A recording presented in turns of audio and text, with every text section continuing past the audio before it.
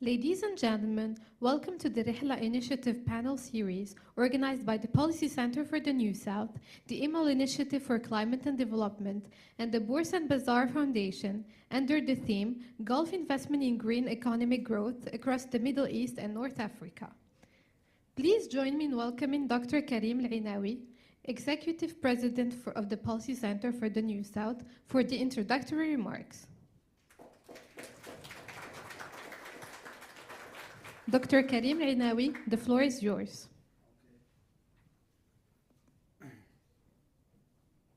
C'est en ligne ça ou pas? Hein? C'est en ligne ou la rébi maintenant? C'est en ligne?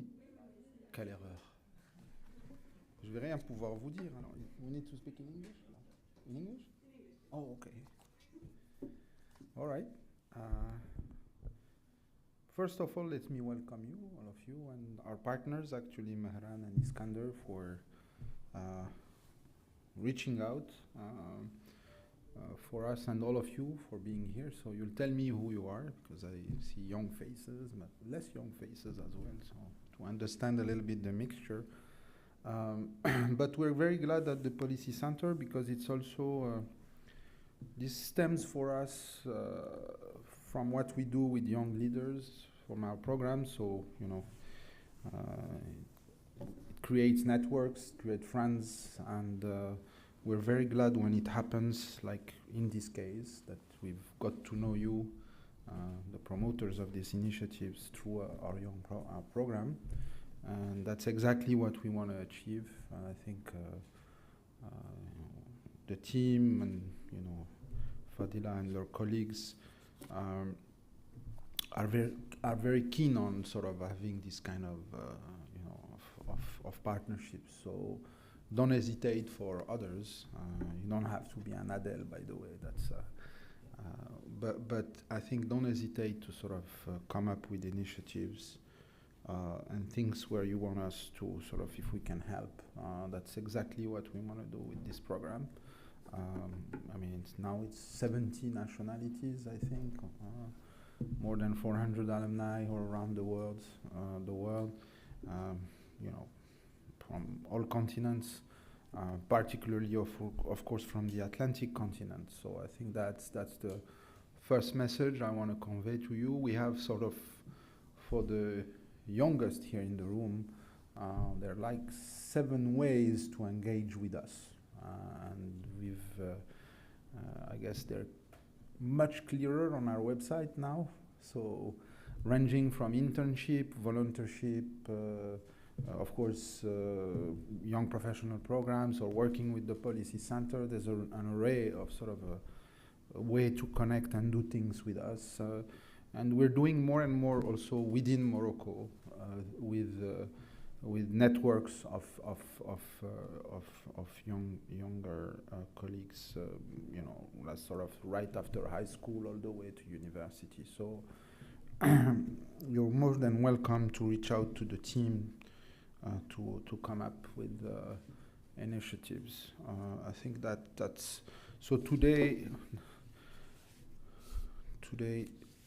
it's about investment plus money.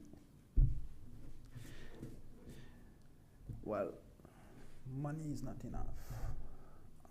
You need money and ideas, talent a little bit, will, and it's for the public policy to make it competitive as well.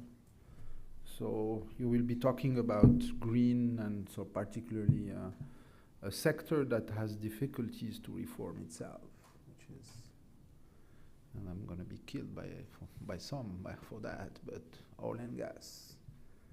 I think that change is difficult.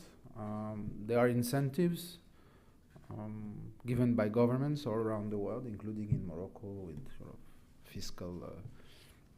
fiscal frameworks that are sort of encouraging this kind of investment. But I think, to not a specialist, but to, you know, I often get to talk to colleagues, and we have also our experts here. The issue is, of course, technology, but it's also cost at entry, There are governments all over the sectors. In the end, they're kind of in between demand and the supply. So I don't think we've cracked the code of sort of a massive, for a massive sort of investment in the sector all across the region. And I think it's true for all over all regions. And there's also instability in the policy frameworks in many countries. So we're seeing it in some sectors such as automobile, but also in the US with the policies, vis-a-vis sort of the renewables. So we're not doing very good on climate, as you all know, of course. So I think you picked a great topic. There are a few questions I'm sort of ask you. So how to make this happen at scale beyond government support? Because most of the actors, they're spending a lot of time trying to get sort of subsidies, offtakes. So is it an issue that it lacks, we need to open more to attract capital from outside of that sector? So, capital moves. So, but there's something there that's unsatisfactory, I would say, in the region at large. Of course, there are many legacy companies that want a slow change for a transition. But as we know, when we have the choice, human beings, we don't want to change, no? Huh? لا مزين بخير وعلى خير مالنا لا القرع نشطولو راسو خلي داك الجنان الراقد ولا تبرستو تجيب على راسك الصداع. There's a bit of that in the psyche of public policy. So I think this is a good question for you guys that are experts. So there are, of course, technology issue, hydrogen and others. I think that's not yet very clear. There are guarantees that have been asked by the private sector to invest. I'm not sure governments should play that game completely, partially, but it's very difficult to get out of subsidies when they're put in place. There's an economies of subsidies and rents that creates immediately, so we do be very careful.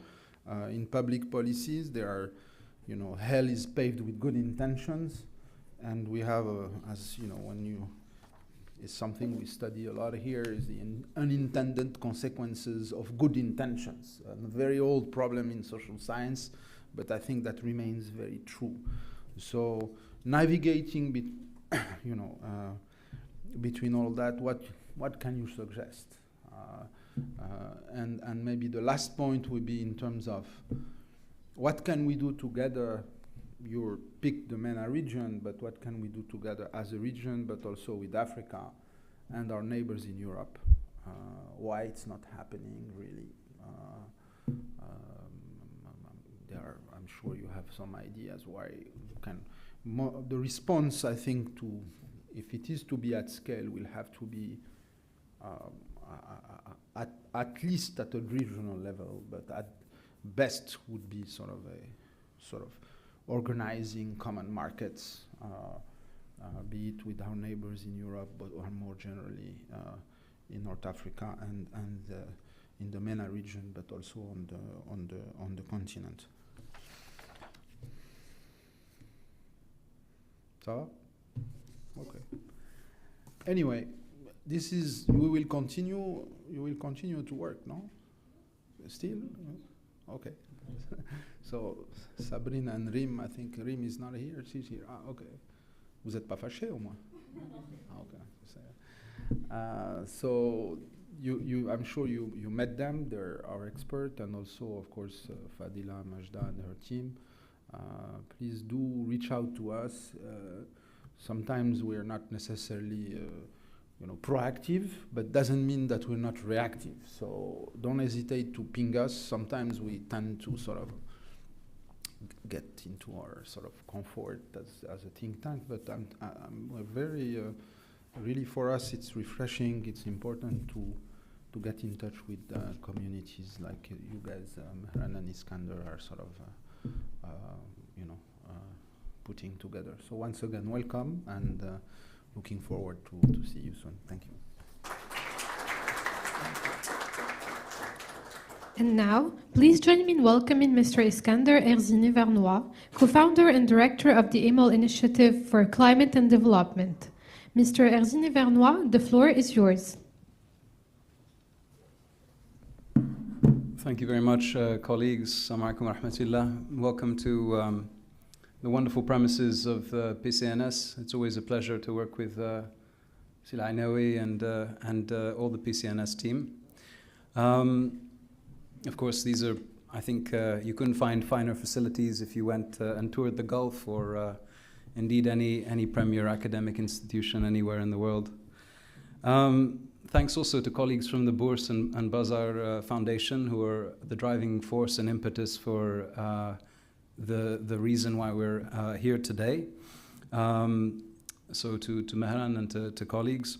And thank you also, I should say, to my own colleagues, including, I think, Fatima and Salma, who are not here, but who helped to make this event possible. Of course, this was very much a collaborative event, and I think essential contributions from all sides. So today we'll be discussing the topic of Gulf investment in green development, green economic growth, essentially, in the Middle East and North Africa region. It's a broad topic. We had earlier today an in-depth roundtable where we got the chance to trade thoughts on many of the thematics at hand. Of course, it's a time, as we all know, of great challenges for the region, which faces not just economic challenges, but also conflict, challenges to international law, and of course, a great many difficulties. But having said that, I think we're today taking an opportunity to think in positive terms, to think about the future that might be attained if we were, as Sila Ainaoui said, working together to be greater than the sum of our parts. This event, it should be noted, is part of a series of events, this Rihla Initiative series. Interestingly, this is the first event from that series that's happening outside the Gulf region. I think it's very appropriate that it's happening here in Morocco. Of course, the Rihla series, and I'm sure Mehran will be talking about this shortly, is named after, as many of you may know, the famous Moroccan traveler Ibn Battuta. I have my copy, actually, of his Rihla back in my hometown, Tanja, which is also Tangier, the hometown of Ibn Battuta. So you can all go there and visit his grave. But yeah, I think it's of a symbolic significance because Ibn Battuta, while he was not strictly speaking an Arab, he was a North African, I guess, by ethnic background. He was part of a larger political consciousness, cultural entity, linguistic, religious continuity of the Arab world and the Islamic world. And I think that that sort of commonality that brings us together, I think makes it perfect sense that when we talk about the Gulf cooperation and Gulf investment, that North Africa, the Arab region, would be the first port of call, and that this is an appropriate place to begin this conversation. And obviously, the conversation will continue in other parts of the world, and we're looking forward to watching how that goes. So I think we have a number of two good panels lined up. Yeah, I think without further ado, I'll look forward to passing the floor to Mehran, who'll be moderating our first panel. And my hope is that we leave here today with a clearer sense of where the opportunities lie for scaling the already significant Gulf investment in climate-related sectors in the MENA region. And if we can identify, what are the levers of change that we collectively can look to pull to scale this agenda, because as was said previously, we are falling short of the economic opportunities that exist, of the investment potential that is there, and indeed of the cooperation opportunity to be greater than the sum of our parts, leveraging our respective opportunities and areas of potential across human capital, financial capital. We have different strengths as a region, but working together, I think we have a great opportunity to seize one of the great economic growth stories of the 21st century, which is, of course, the clean energy economy. So thank you, and over to you, Mehran. We now welcome Dr. Mehran Haghirian, Director of Research and Programs, Bourse Bazaar Foundation. Dr. Mehran Haghirian, the floor is yours. Thank you very much, Karim and Iskandar, for your remarks. I really appreciate it. On behalf of the Bourse Bazaar Foundation and the Rihla Initiative for Green Economic Growth, I'm very happy to be here in Rabat moderating the second edition of the Rihla Panel Series. We're truly excited to be here and partnering with the Policy Center for the New South and the AMOL Initiative for Climate and Development, our two institutional partners for the policy phase of the Rihla Initiative, which is the first phase of our work. Before introducing our speakers, I wanted to give you some background about the Rihla Initiative. So the Rihla Initiative is really a project dedicated to understanding ways in which we can increase and expand Gulf climate financing in the Global South. And by that, we already know it's based on a recognition that the GCC states, particularly Saudi Arabia, Qatar, and the UAE, are very active in investments all around the world, in countries near and far in their pursuit of a green transition. And our work, really, our objective here for the first phase is to analyze and present a policy framework needed to ensure that these investments contribute not only to a green transition, but also a just transition. At the same time, our work is also looking at how these investments support economic diversification efforts within the GCC itself. The Rihla Initiative focuses on 4 regions: the Middle East and North Africa, Central Asia and the Caucasus, South and Southeast Asia, and Sub-Saharan Africa. And today, the initiative includes 80 members across 2 councils, a policy council and an implementation council. The policy council brings voices together from climate finance, sustainable development, and climate financing more broadly. And the implementation council is composed of experienced practitioners. Each council also has a Gulf committee made up of GCC nationals and Gulf-based experts. Each region is represented by an 8-member policy council and a 6-member implementation council, and the Gulf committee includes 12 members. I'm very happy that we have Lydia from the policy council here with us, as well as Jessica and Ahmed from the Gulf committee. Over the past 6 months, we have convened a range of closed-door meetings, workshops, and simulation exercises with our council members from each of the regions, covering topics such as renewable energy, industrialization, infrastructure, and water, among others. We have also formed cross-regional and cross-council focus groups to provide deeper analysis on specific sectors, including the blue economy, green urban development, sustainable agriculture, as well as competition and cooperation with China. A few weeks ago, we published the first major output of the initiative, the Rihla Handbook, a guide to accelerating Gulf climate finance in the Global South. Last week, we also released our first two policy briefs looking at the Gulf in specific, but also on the MENA region as well. I encourage you to read both reports because they really reflect the insights from our Policy Council members. And before I turn to our discussion, I also want to invite you to join our next panel, which will take place in Johannesburg on September 29 on Sub-Saharan Africa. This will be followed by another panel in Bangkok looking at the Southeast Asia on October 2nd. I'll pause here. Thank you.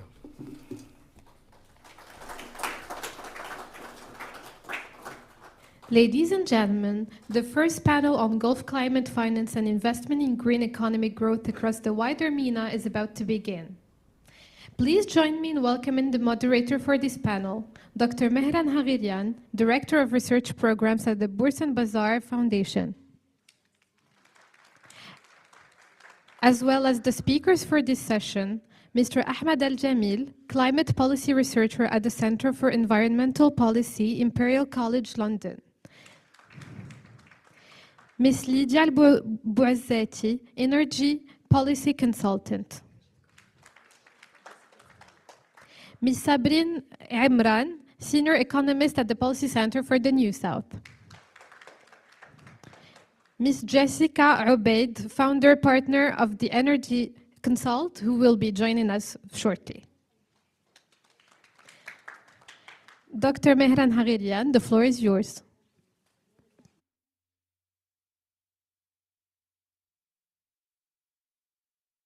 Can you hear me? Yes. Thank you very much. So they introduced you, but I will just give a brief background of our speakers as well. So to my left, Ahmed Al-Jamil is also is a Rihla Gulf Committee member.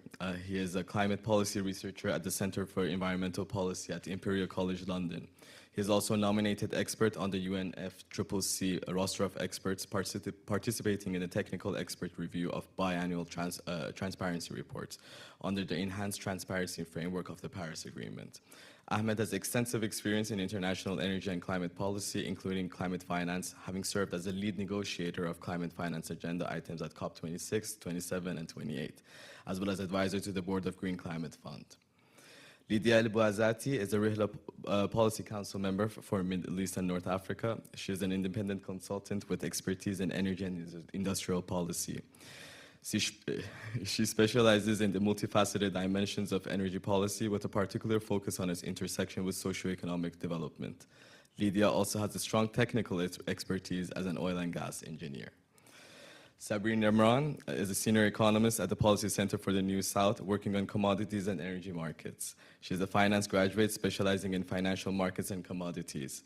She began her career in investment writing and product development in the asset management branches of insurance companies and investment banks in Paris, working mainly on alternative investment asset classes. More recently, she served as a commodities analyst, focusing on risk management strategies for energy and agricultural commodities, as well as foreign exchange risks. Jessica Ubaid is a Gulf Committee member. She is an energy engineer and strategist with experience spanning complex infrastructure, high-level policy, and regulatory reform, contributing to the development of clean energy systems in the Middle East, Africa, and Europe. She is a founding partner of New Energy Consult in Dubai and head of energy transition at SRMG Think in Riyadh. Thank you very much for joining us. So to start our discussion, as I mentioned, I'm very pleased to have three of our Policy Council members here joining us. And as the publications really reflect their voices more than ours, I would like to really ask them to present their insights mainly on and reflections on the publications and how they really view the Gulf climate financing in its broader context within the Middle East and North Africa region. And I will start with Jessica, if it's okay. So Jessica, what are the strategic motivations really driving GCC climate finance investments in the wider MENA region? If you could start our conversation with that. So that's part of the broader diversification, economic diversification goals of the Gulf countries. And the Gulf states have mostly built big, giant champions in renewable energy and clean energy. For example, Aqua Power in Saudi Arabia, Masdar in the UAE. And these big giants are looking for good investment opportunities. And of course, they're looking for bankable projects. And that's a key driver. It helps, it provides economic returns and profitable ventures for these champions and for the Gulf states. And it also enables energy transition in MENA countries where there's a struggle to attract finance. A key driver also is the scale of projects, because GCC countries have the experience in building at mega scale projects. And we're seeing that in several MENA countries.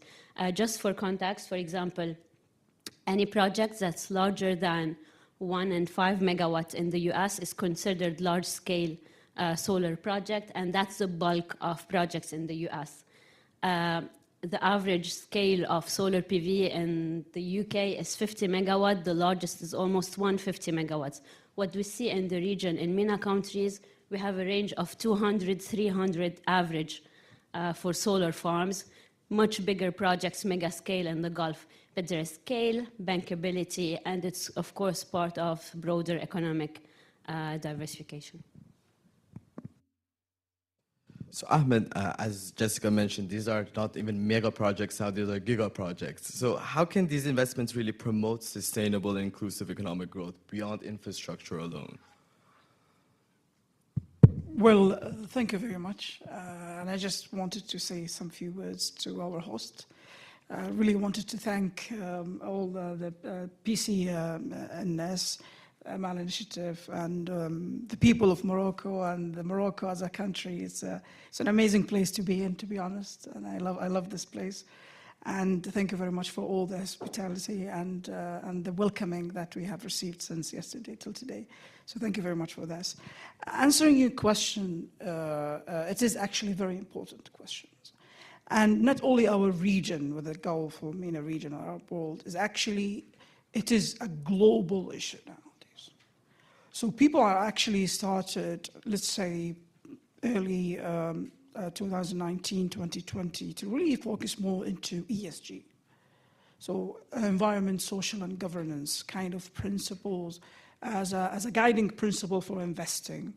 And this is actually very important. And speaking on behalf of Saudi, on behalf of the Saudi Arabia's perspective with regards to this, I think Saudi Arabia is actually viewing this as an anchor to grab foreign direct investment. So I believe all other countries as well, including Morocco, for example, is looking into it in this aspect. So it is actually very important to grab all the foreign direct investment, the FDI, and all the financial flows to the country, and specifically with our topic to, for example, energy transition or green economic growth or green industries, etc. So this is something very important. But bearing this in mind also, we need to focus also, speaking on behalf of our region, a broader region of our world, we need to view this in terms of the sustainable development. So we are still like developing countries. We need to develop lots of other sectors within our economies, like health, education, infrastructures.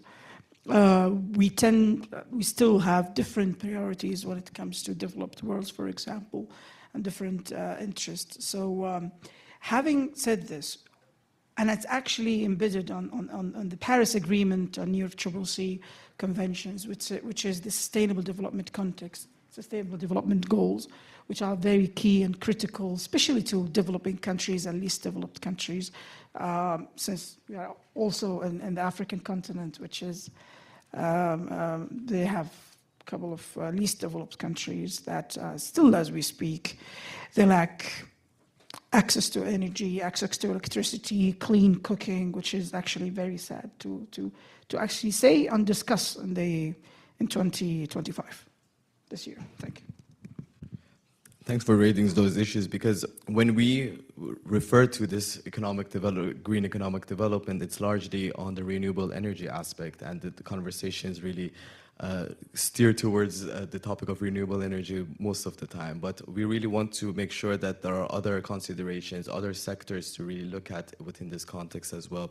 But before we do, I would like to turn to Lydia, and as Karim mentioned earlier, oil and gas is an important part of the energy industry in all of the world right now, particularly within the Middle East and North Africa. But the shift from fossil fuels to renewables is just not about infrastructure, it's about people as well. So how do we transfer oil and gas expertise into the skill sets needed for renewables as well? Well, first, thank you for having me as part of this esteemed panel. I'm truly honored. And talking about that shift to green energy and green industry, well, many of the skills used within the oil and gas sectors are actually transferable to the renewable energy sector. Most technologies still use turbines, piping valves, etc. especially when it comes to wind technologies, CCS, hydrogen, etc.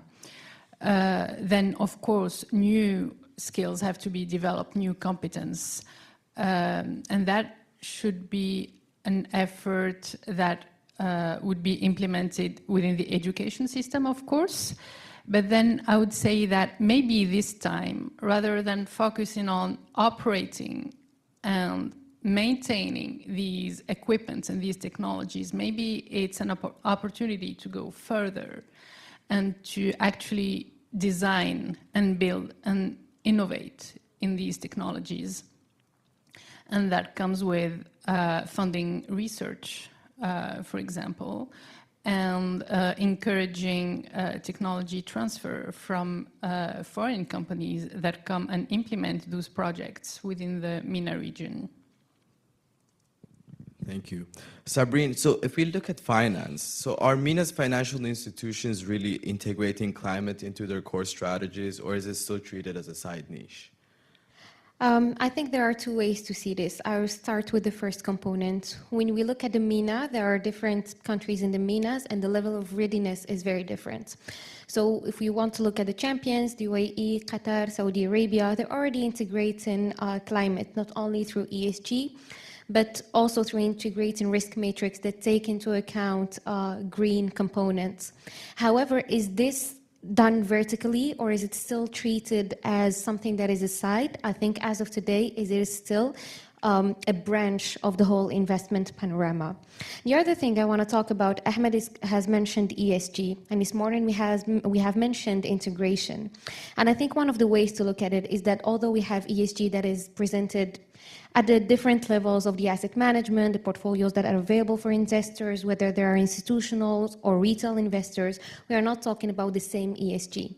We're not talking about the same, we're not talking the same language. And this is something that we have written about with my colleague Reem and other colleagues for the T20 2 years ago, how we need a common ESG framework in order to have more transparency, a common taxonomy, but also like having the same components for ESG ready for all investors. When it comes to the MENA region, whether it be the GCC or North African countries, I think what we need is, like Jessica mentioned, bankable projects, but also risk mitigation.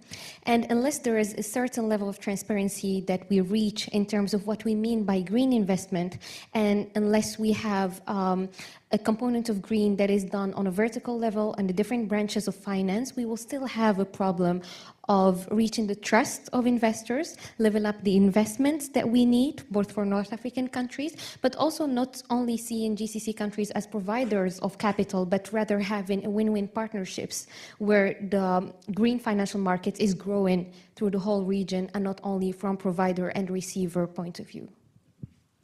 Thank you, that's excellent. So Jessica, it's one thing to finance projects, but another to really connect grids, align energy systems, and match policies. So from your perspective, how do we balance the technical and political challenges so these cross-border projects actually last? I think it's important to note, and sorry, I have a sinus issue, so it's impacting my voice. It's important to note that energy and especially electricity are just enablers of economic growth.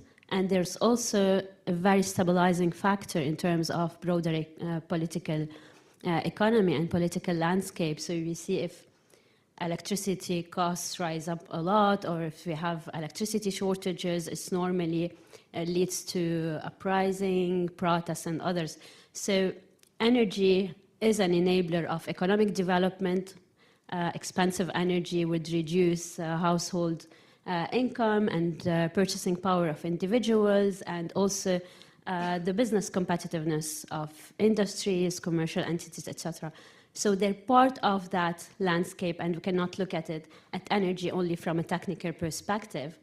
But we also need electricity. Intercon is going to be something that we're all going to need with the new energy systems being developed. First, in terms of renewable energy integration into the grid, when it surpasses 10%, for example, of the power mix, it could cause fluctuations, volatility on the grid. So we need to stabilize the grid.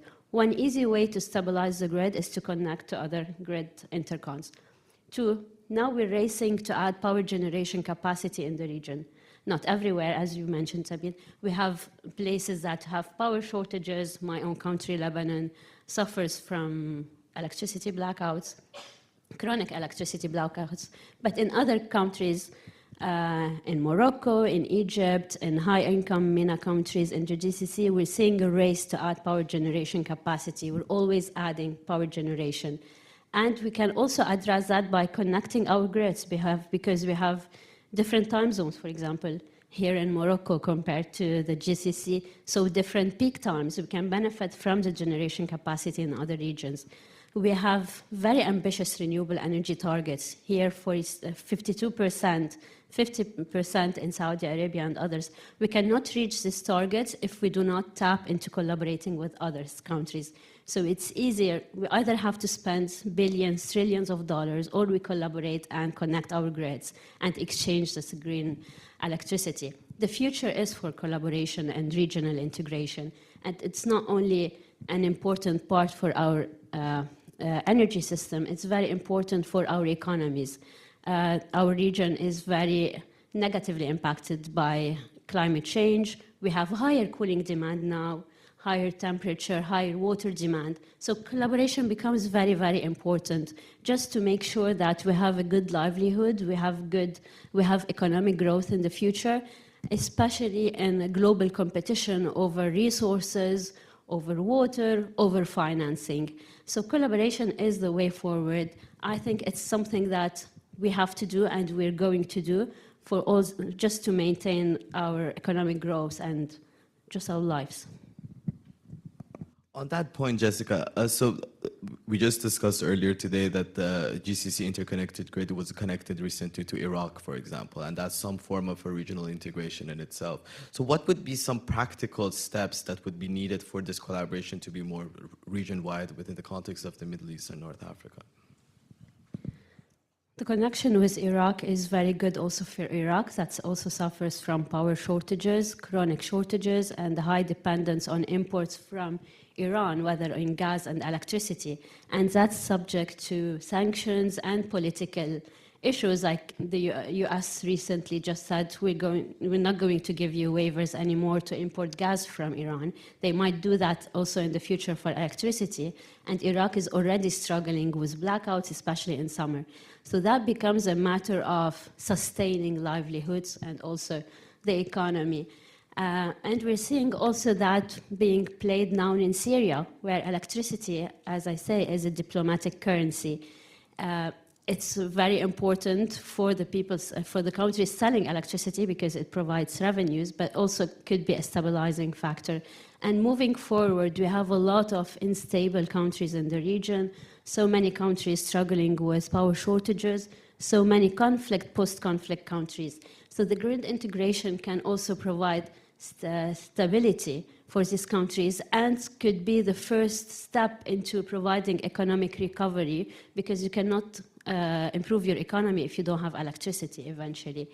But a key factor now is that we also subsidize electricity in most of the countries in the MENA. So we have to find a way, because no country wants to sell subsidized electricity, subsidized fossil fuel to other countries. So we need to have this governance framework on how do we develop a very efficient electricity exchange market, and to come to terms with the value of this electricity, at which cost it would be sold.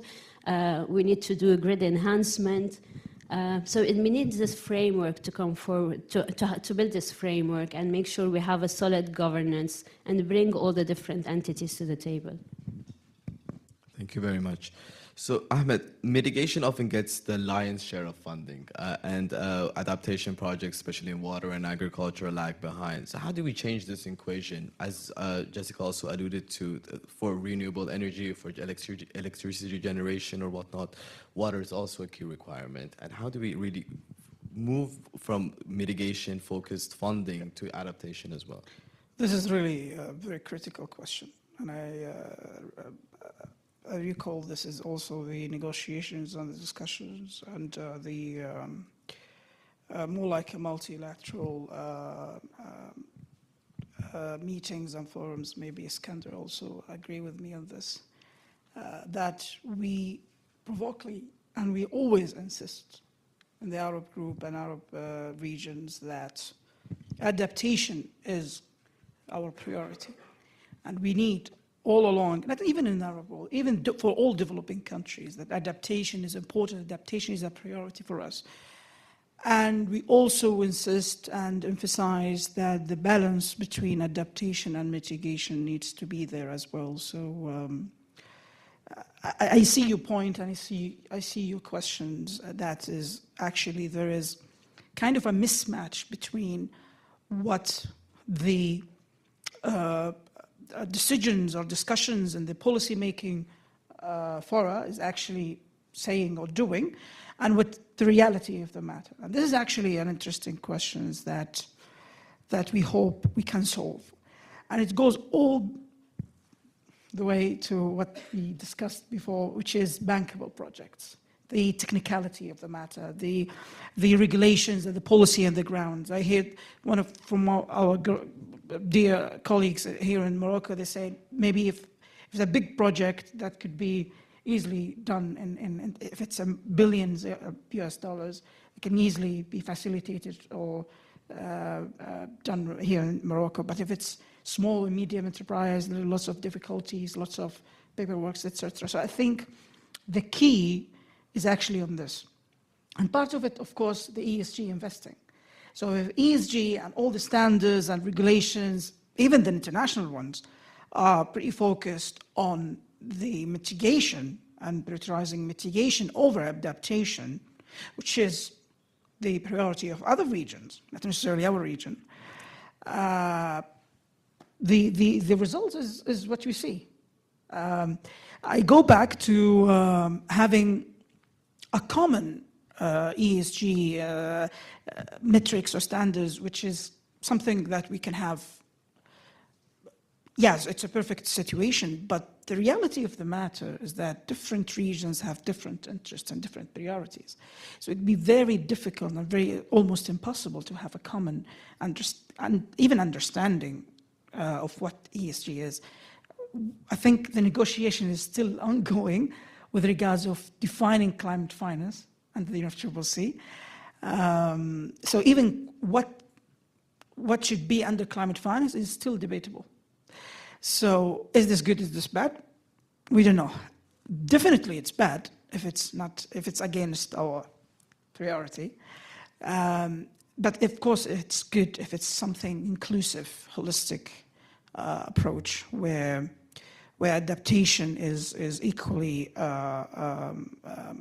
deal with regards to the mitigation, for example, etc. So this is very important. Now, how to do it is something else. But at the same time, Saudi Arabia and GCC in general, they did really bold steps with regards counting adaptation co-benefits as a means of implementation, as a means of mitigation. That was back in 2012 in Doha. Even counting economic diversification as a means of adaptation. So I will explain this now. So if a country is undergoing an economic diversification, it will also undergo adaptation. And that necessarily, sometimes, will have also a mitigation co-benefits. So you can do both sometimes. So the only barrier was whether the international community and the international kind of climate policy will accept this as a means of mitigation. But that was actually, we succeeded with this in the decision CP18 in Doha, 2012. So this is important. So I believe the strategic position for our region is to go with adaptation, with mitigation co-benefits, trying to influence and change all the narratives when it comes to the ESG, sustainability standards for the investments in a way that captured adaptation projects as well with this regards. I hope that answers your questions. Thank you very much. So Ahmed, you've been involved in the UNFCCC climate negotiations, and I want to see, how do you see the Gulf actors and other MENA countries positioning themselves within these negotiations? And do you see the region really building a stronger collective voice?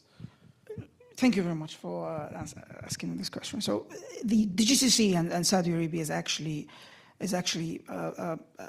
leading the negotiations, sort of saying. So we are taking parts of this, and all countries, including Arab countries. And we have different blocs, different groups, negotiating groups. One of them, of course, is the Arab group, where all Arab countries are involved there. So we coordinate with our all interests and priorities for all those countries in different agendas. So one of them is climate finance. Our priority, as I said, for climate finance is number one, is that finance is a means of implementation of the Paris Agreement and the conventions.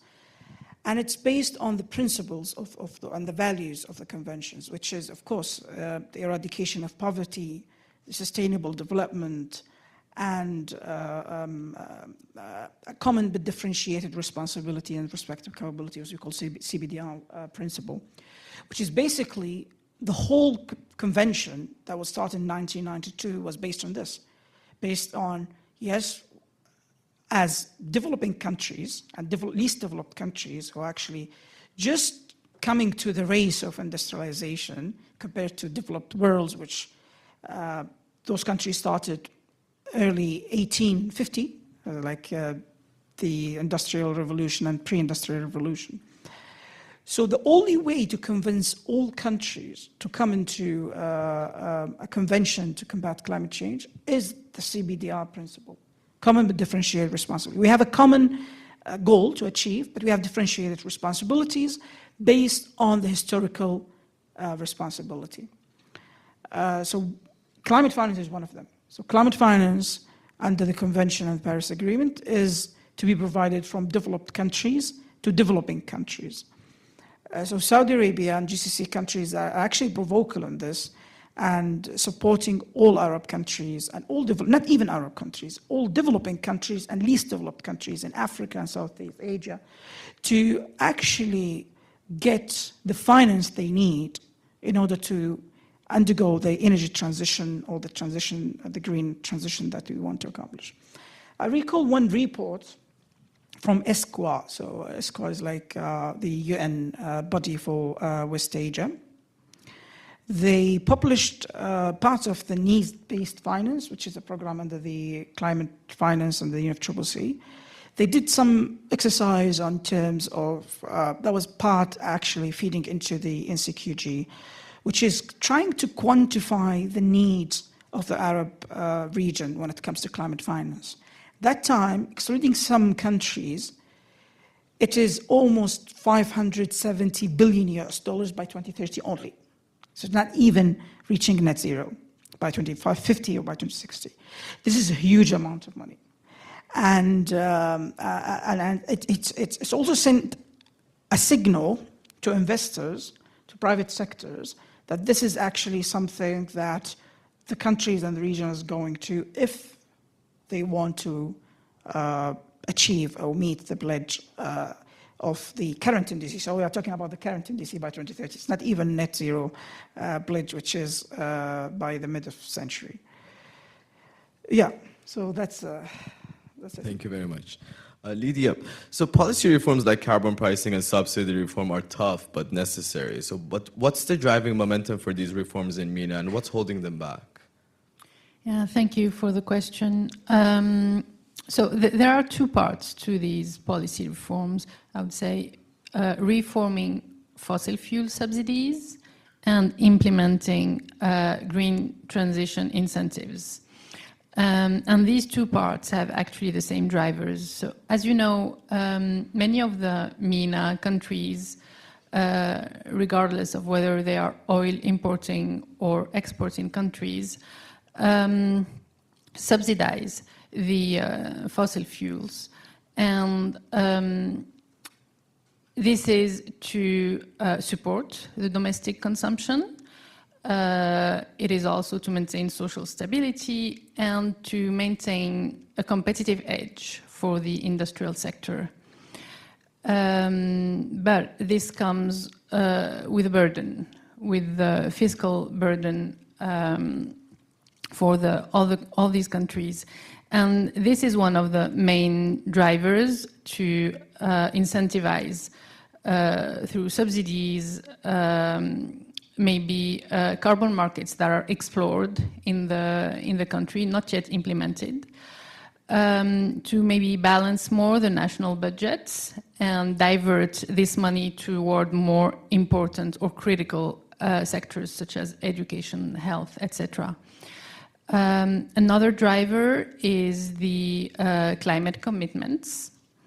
So MENA countries have committed to greenhouse gases reduction, emissions reduction, and either keeping the fossil fuel subsidies or not catching the train of the green transition would not help meet those climate pledges. A third driver would be the need to diversify the economy away from fossil fuels, to be part of this new map of global economy that is now shaping, that we see now. The old maps where fossil fuels, where economies were depending on fossil fuels, whether it comes to resources, technologies, and industries, are now changing towards new maps of where the resources of critical minerals are, where the patents for the renewable energy technologies are, and where the industries are. So if the MENA countries want to keep their seats around the global economy table, or have a new seat, is a big driver. The barriers or challenges, actually nothing that these countries can't achieve. Maybe some resistance by historically monopolistic utilities, and maybe also some social resistance, but solutions like policies targeting most vulnerable populations when removing the fossil fuel subsidies exist, and they are working. They have proven efficient in other places. Thank you very much. So Sabrine, we've seen Gulf investments in Morocco gain traction, and as we discussed earlier today, it's a front runner in receiving Gulf investments, particularly in the Middle East and North Africa region, but also I think globally.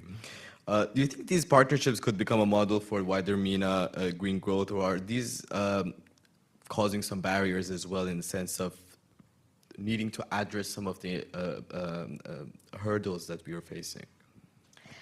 Yes, as we mentioned this morning, Morocco receives one of the highest, if not the highest amount of investments from GCC countries when it comes to energy transition projects. We have seen that through different actors, even in the green hydrogen competitors that won the first offer, we have GCC actors that are there. And this is due to several factors, again, going back to bankability of projects, but also political stability, currency stability, and really everything that that is addressed and could hinder private investors' perception of risk in a country. Has it been working for Morocco? Yes. Is it something that could be applied for every country? I think that there are different contexts, because if we look at the MENA region, if we look at the African continent, we have different energy mixes, we have different priorities. We are coming from very different starting points. And for Morocco, switching to renewable energy was really an obvious solution, because we do not have fossil fuels on our ground, and sometimes it is a blessing in disguise, because it actually obliges you to go look for renewable sources of energy and become one of the first players, because you don't have a choice. Again, when we look at it, I think that what makes it appealing for partners is that we are looking at something that is steady for both ends. For Morocco, it contributes to economic growth, it contributes to greening the electricity mix, but also for countries that are investing, they are looking at a stable and long-term partnership that is that gives return on investment. Otherwise, we wouldn't have the same example going back. But I think what we should keep in mind is that going forward, whether it comes to Morocco or other examples of countries, we will be looking at different types of investments. What I mean by that is that we wouldn't and we shouldn't be only looking at one sector-focused investment. Investments that go into silos are not something that will stay with us in the future. What I mean by that is that GCC countries, when they invest their money, it's because they're invested in energy transition as well. We are all in the same boat. Climate change is not leaving anyone behind. And at the receiving country of the investment, I think what we need is looking at the long-term perspective of it. And as we mentioned today, Morocco is one of the countries that when we look at projects for renewable energy, we're looking at the long term of it.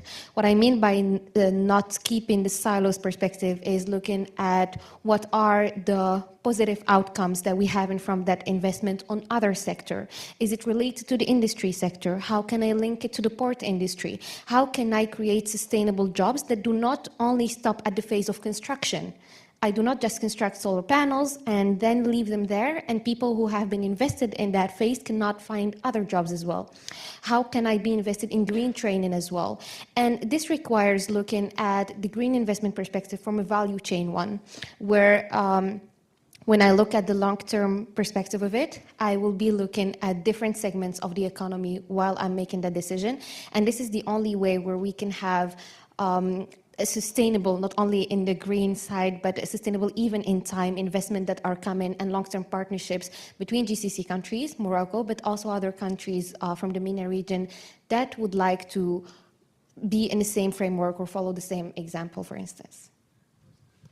Thank you. So if we look at it this way, aside from geopolitical fraternity, let's say, between these countries, that obviously between, for example, UAE and Saudi Arabia, as well as with Morocco, that has an impact. But aside from that, there's the regulatory framework and the stability within the currency and other aspects of the country in terms of being welcoming to investments. And that's something that I think the majority of the MENA countries are lacking in the context of not being as welcoming to Gulf investors, even though as we discussed, there's more need maybe elsewhere in the region, but they're not as successful in really attracting Gulf financing. So Jessica, how do you think other countries in the region could really learn from the Moroccan experience in terms of providing the avenues required for increasing Gulf investments?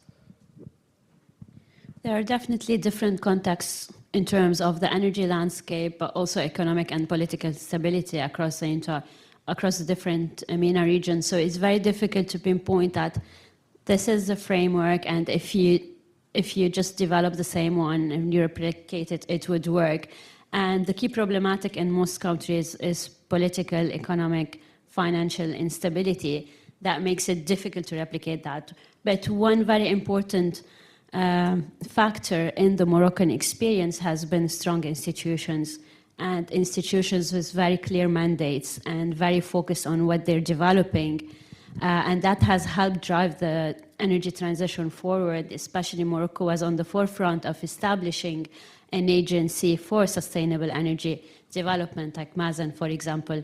And that has provided a very clear, targeted vision on the way forward. We see in some countries there could be conflict of interest because the electricity utility is also the one that's driving decentralized renewable energy, for example, and that doesn't work because renewable energy, small-scale rooftops would become, there would be a conflict of interest because if you're a consumer and you install rooftop solar PV, then your bill is going to be reduced and then you're creating less revenues for the utility. So the utility doesn't like that. So we've seen in different institutions could be conflict of interest that hinders energy transition instead of driving it forward.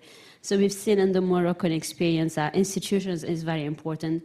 There's a track record And that becomes a bit also a chicken and egg situation, because you need a track record and experience in project development to attract money for project development. But how do you get that track record if you cannot attract investment in the first place?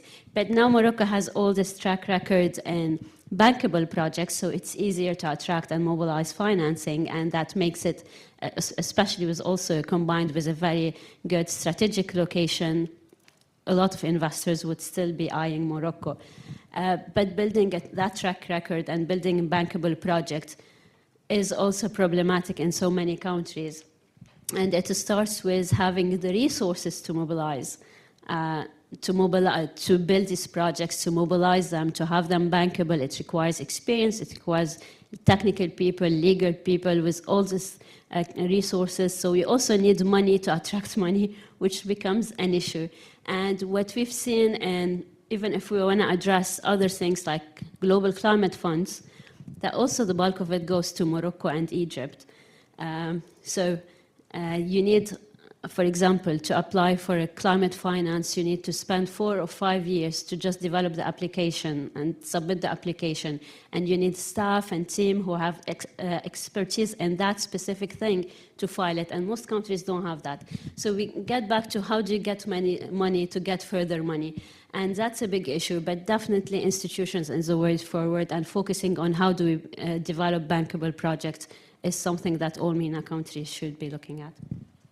So if we look at if we want to take the conversation towards a more regional angle, and we had a lengthy discussion this morning about regional integration, and so if we look at landmark projects like Noor in Morocco or Benban in Egypt, what's the big takeaway for scaling Gulf MENA partnerships? What do they teach us about building a roadmap for regional cooperation or regional integration? The blueprint, especially for these big projects, has been that they're very bankable and it has a constant and kind of predictable revenues and cash flows for the investors. So if you have any sort of instability, investors are going to walk away. If they don't know that this is the return on revenue they're going to make, this is the cash flow they're going to have every year for the next 25 years or so, it's not going to work. So the power purchase agreements of these projects have provided a constant and very certain cash flow for investors. They're quite large scale. Benban project is 1.8 gigawatt. The experience from Benban, for example, was very interesting, as they divided it into several plots and they had different developers. So it was easy to just get it sorted. And something very important that both Morocco and Egypt would have, especially in the experiences in Benban, is licensing requirements. And we find that licensing could be tricky in so many developing countries, including several MENA countries. If you're a developer, you need a license to sell power to the utility, since we're a single buyer model. You need a license, you need an offer to connect to the grid, you need to get the land, you have a lot of factors, and if you don't know where you're gonna get these, which institution is in charge of it, how long it would take, it might take, even in Europe, it takes several years. So that hinders investments, and that makes the investments cost and the landing cost also very high, and the risks premium very high, which means that there would be less investment, more risk, and less investors attracted into the market, and finally higher costs on the utility and the consumer. Thank you very much. Ahmed, so do you think there is any merit, for example, in having a GCC-wide framework for climate financing in terms of, in the context of duplication and complementarity? Do you think there is room to collaborate amongst, for example, UAE and Saudi organizations that are active in investments? No, definitely. This is very important. And work has been actually done when it comes to integration and collaboration, because from the name, it's a GCC, so it's a collaboration council. So the integration between the different sectors, regulations, and policy has been doing, and I believe it's under the Energy Council and Energy Committee and Environment Committee under the GCC. as an organization when it comes to the policy making. But so going back to having a common understanding, common standards, common regulations, or even common policy, the idea is, of course, as Jessica mentioned, the fact is we need to have a political will, which I think we have it within GCC. We share lots of similarities, geographical proximity, yes, but also not only geographical proximity, but we share quite similar economic structures. And we discussed that Saudi Arabia has a different and unique economic structures and aspirations. But mostly, yes. And we think that it is actually very important to get this. And Saudi Arabia is actually thinking not only the GCC, but the whole region is important to have an inclusive and a common understanding when it comes to the transition, to be honest. That's why the Middle East, the Saudi Green Initiative, but then also at the same time, the Middle East Green Initiative was launched in 2021. Because the idea of economic growth, political stability, and clean transition, equitable and just, is actually not, when Saudi Arabia is doing this, is not only for Saudi Arabia or even for GCC, but the whole region. Because the stability of the region, the economic growth for the whole region is actually as strong for Saudi Arabia and for other countries. So this is the key. So, and this is the main driver for such thing. So in order to reach that understanding, also we need to bear in mind there are different capacities. Also commenting on what Jessica said about the capacity building in terms of drafting and reporting and reporting the proposals for, especially for Green Climate Fund, because I sat on the board at the board of GCF. Capacity building was an issue, to be honest, and many of the projects that were sent to the board are actually refused from the first stage because it's not whether the project is not bankable or it's not within the criteria of the funding.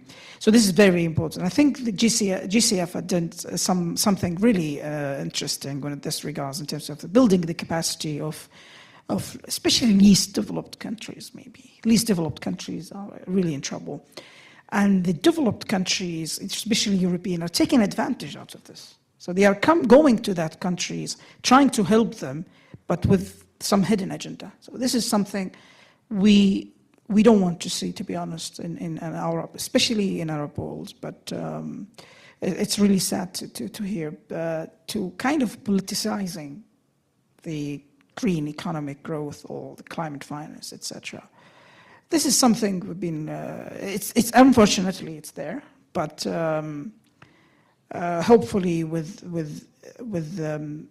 the union of the Arab world and with the shared principles, shared culture, shared religion, shared values, we can come up with a new paradigm shift with this regards, especially the transition we have. It is actually embedded in our culture, embedded in our religion, embedded in our region. We are actually, our culture is actually for encouraging this transition, the clean transition. And hopefully with the help of the partnerships and collaborations between countries, we can do this. Now, going back to the GCC, we still have also capacity building within the GCC. It's not only with the developing countries, the least developed countries, even high-income country, developing but high-income country are actually facing difficulties with regards to capacity building, especially on these new emerging topics. When we speak about sustainable energy or energy transition or climate policy, we tend to assume that high-income countries have the knowledge or capacity for this, but the reality of the matter, no. So I think part of that is actually raising awareness, building the capacities as well for the GCC itself, but also at the same time trying to find the investment opportunities. So as we speak, and let's talk about the numbers because I always love the language of numbers. So yes, Saudi Arabia is focusing on adaptation and also increasing the clean hydrocarbons technologies and sustainability of oil, but at the same time, increasing. Hello? Yep. No. Oh, it's not working. Hello. Hi. Do we need to finish? Yes. Oh, no? I think the AV is off. Hello? Hello? Test. Okay. Yes.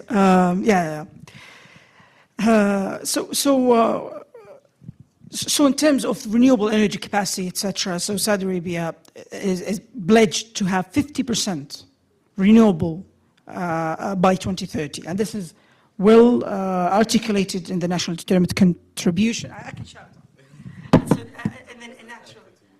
Hello? Okay.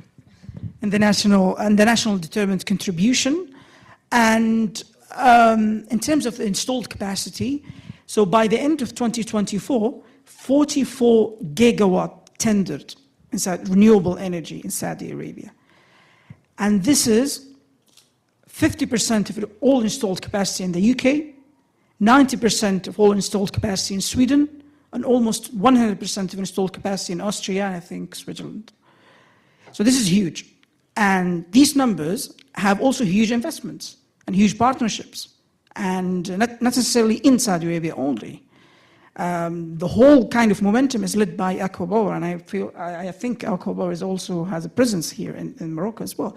So this is, we live in 21st century where the whole globe is like a one village. And whether it's direct or indirect benefits or investments, it's actually going into the same channel, the main channel. Now, this is only by the end of last year.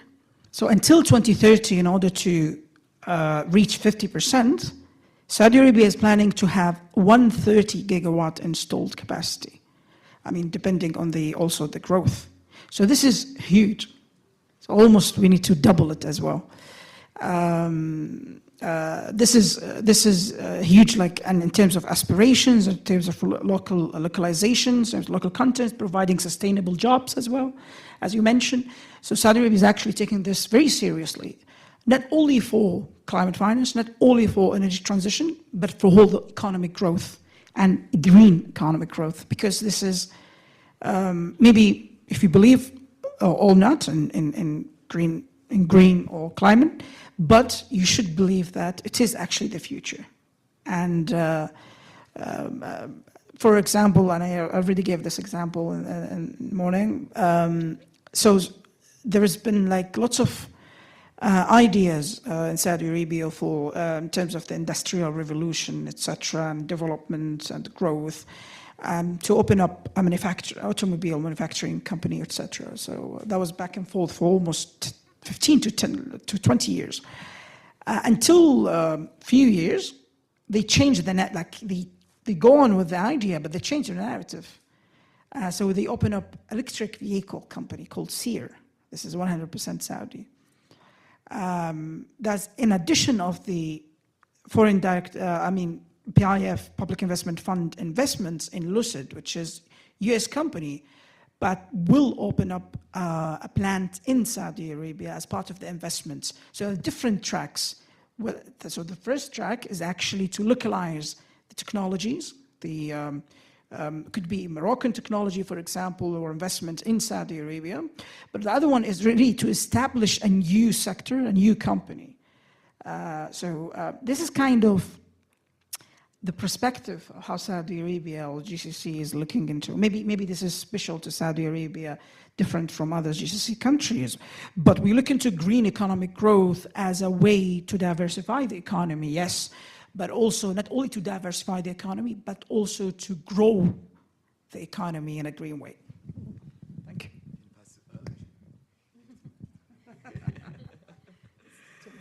Yeah.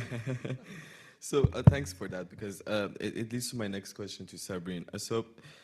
We just discussed that there was 5 consortiums competing for green hydrogen in Morocco, and one of them was Aqua Power, the other was Taga, the other was Chinese company, and another was a US-European company collaboration, and another one was Morocco. We also discussed the fact that maybe it's also the onus is on the GCC side to create some room for regional cooperation or regional integration within their targeted investments. But how can, for example, Morocco prepare the grounds for these 5 companies to work together, or at least 2 of them, for example, within a consortium type of manner? Is there room for such collaborations? I'm saying this also within the context of the elephants in the room, which is China and the European Union, particularly for the context of Morocco. In the 3 other regions that we're working, China is really dominant. Also in the Middle East and North Africa, but within the North Africa context, we also have the European involvement. So how do you see that triangulation, let's say, within collaborations? I think one direct answer is that one of the GCC players, Taqa, is already collaborating with one of the elephants, Muebe, and they're both together the same winner for the offer. So they're actually they were actually selected to work together in a consortium. So the short answer is yes, this is possible, not only among GCC countries only, but also through collaboration with other parts of the world. I mean, as Ahmed just said, the world is becoming one small village in some way. And if you put aside what's actually beyond the energy components, beyond the infrastructure component that could hinder the effectiveness of this collaboration or this relationship, I think it is feasible. I know, for instance, for the green hydrogen roadmap that we have in Morocco, one of the first milestones would be 2030. And the challenges that would be faced are known ones that Morocco is really putting in mind and being prepared for, because the first green hydrogen roadmap was presented in 2019. So here, as the offer is concretized and we have some selected champions, we have gone through some way. So the regulatory framework is very important, making sure that we have the right infrastructure, and also the scalability of green hydrogen, which will not only depend on Morocco's readiness or the selected actors, it would also depend on how we advance in terms of research and development to reach the prices that we would like to have in the future for green hydrogen to be competitive. And as we said this morning, there is room for a very sane and a very productive competition. I mean, for Morocco, a big part of the green hydrogen roadmap is supplying the European market, 75% of exports in the perspectives, but also other actors such as Saudi Arabia, for instance, and Egypt could and would like to supply the European market as well. The question is, how technologically ready will we be in the future, in the upcoming few years, to have, as I mentioned, a competitive green hydrogen? Because the idea is to have a diversified energy mix, and not only to have one green energy mix that only relies on one source of energy, because we would not like to go back to times of darkness or times of shortages. If we have a steady electricity grid, then we would like to stick to that. If we can make it greener, that is the win that we are looking at. I think another segment where this applies as well, besides green hydrogen, is also through critical minerals, because we have seen a lot of competition between the US and China when it comes to critical minerals, in the example of many African countries. And here we are asking ourselves the question, are those critical minerals only beneficial for countries that are looking through for their energy transition, but not only that, also technological transition for their AI, or is it also benefiting the countries that have the resources or the ground? For instance, mentioned in the DRC and the cobalt, and how the presence of China in transforming the whole value chain is very concentrated. The answer is still in collaboration, because if you diversify the actors that you have on your ground, you have less focused and less risk when it comes to one only investor. The second thing is that, for instance, to have a country that is leveraging the potential of the resources that they have on the ground, they have to be actors in their value chain as well. And if finances are an issue, then they shouldn't rely on one actor. This is where the presence of GCC countries, for instance, in African countries with mineral resources is beneficial, because there you have a multitude of actors and you do not rely on only one country that has the total of transformation of the value chain of your critical mineral. And I think one good example that I have seen is still in the DRC through the Buenasa SRL, and basically it's about leveraging the potential of the cobalt in the country for not only being exported in its raw form or being transformed by China, but also contributing to the production of a factory that is still a small scale but receiving investments as we speak, for producing batteries that come from the cobalt of the DRC. And I think that this is the kind of partnerships that we should be looking at in the future, not only in the energy sector, but I'm mentioning critical minerals because they are very tightly linked and related to energy transition as well. If we're talking about windmills, solar panels, we need critical minerals for all of that, and for green hydrogen electrolyzers as well. So as we look forward, I think the concentration of one type of investor in one country is not beneficial for the receiving country, and having an array and diversified panorama of investors that include the GCC can only be beneficial, whether it's for the case of Morocco or other African countries, as I just mentioned. Excellent, thank you very much. Jessica, so how would you view the, let's say, this triangulation or partnerships with China or the European Union and its impact on the private sector in the local community, let's say, in the context of Morocco, but elsewhere in the region as well? I think that global competition could be quite benefit for the region, especially in terms of we've had tariffs on China that could benefit the region in terms of localization, and with the push of many GCC countries, Morocco and others, and including Egypt, on localizing the supply chain for clean energy, for example, could be a push to create manufacturers and industries in the region and then ship from the region. And that also creates some more interest of the different parties in investing in the MENA countries. But we really, to make the best of that, we just need to have a clear vision for the region of what we can provide. For example, in terms of localized supply chain, not every country should be doing assembly of solar panels, creating electric vehicles, and we need to be more focused on what's the optimal use of resources every country could benefit from, and how we can collaborate to localize the supply chains within our region rather than within one country, because that's going to be expensive and mostly non-doable. But we just have to have more, and we get back to the broader theme of collaboration. But each country has assets, resources, and we need to have the optimal use of deciding what each country can offer for the benefit of the energy transition, and what each country can develop that the rest of the world would want, and how we can strengthen collaboration within the region to maintain strategic positioning for the entire region in a post-oil world when oil is not that relevant for the world, and how we can still maintain influence on this side of the world. That's excellent. Thank you very much. I'll ask the last question from Lydia and open it to the floor. If you all have a question, please prepare it. So Lydia, you've worked a lot on the intersection of energy, gender, and climate change. And what would it take for MENA's green transition to be truly inclusive and benefit women and other marginalized groups as well? Yeah, thank you. I think the inclusion theme has been discussed a little bit all throughout the panel. And there are many aspects to it. Of course, we can talk about including local communities in developed projects nearby, and of course respecting their needs for access to water, etc.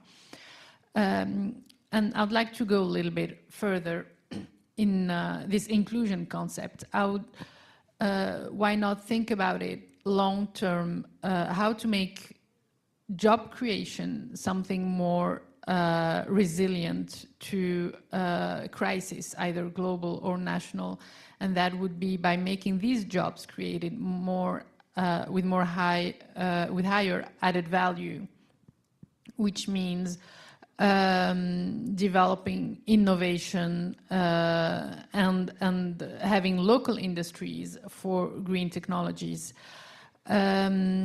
Also, there is this, I would like to see inclusion also in between countries. So maybe we should maybe rid a little bit of the near-shoring position, and the MENA countries could be part of the global economy value chain.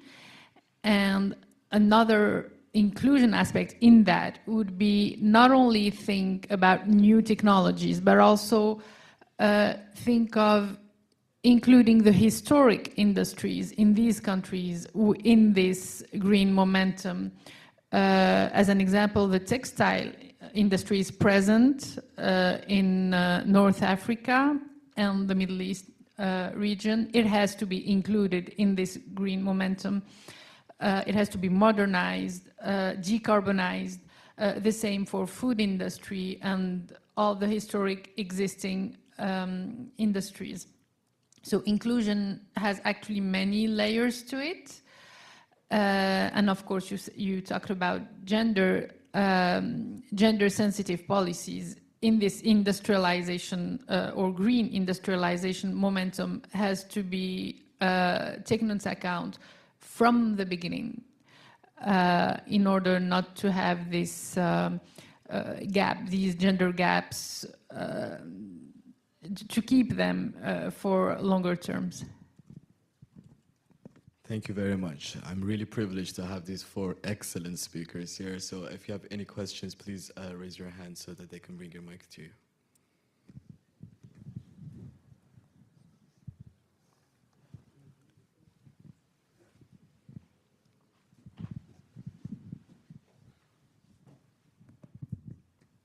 Hello, thank you for this invitation. So my contribution is about, these bankable projects in relation with mitigation and adaptation. So as you know, investors and donors still attracted by mitigation projects over than adaptation. Here in Morocco, we need both of them, of course, and we are more impacted by the climate change. So normally we are interested more about adaptation projects.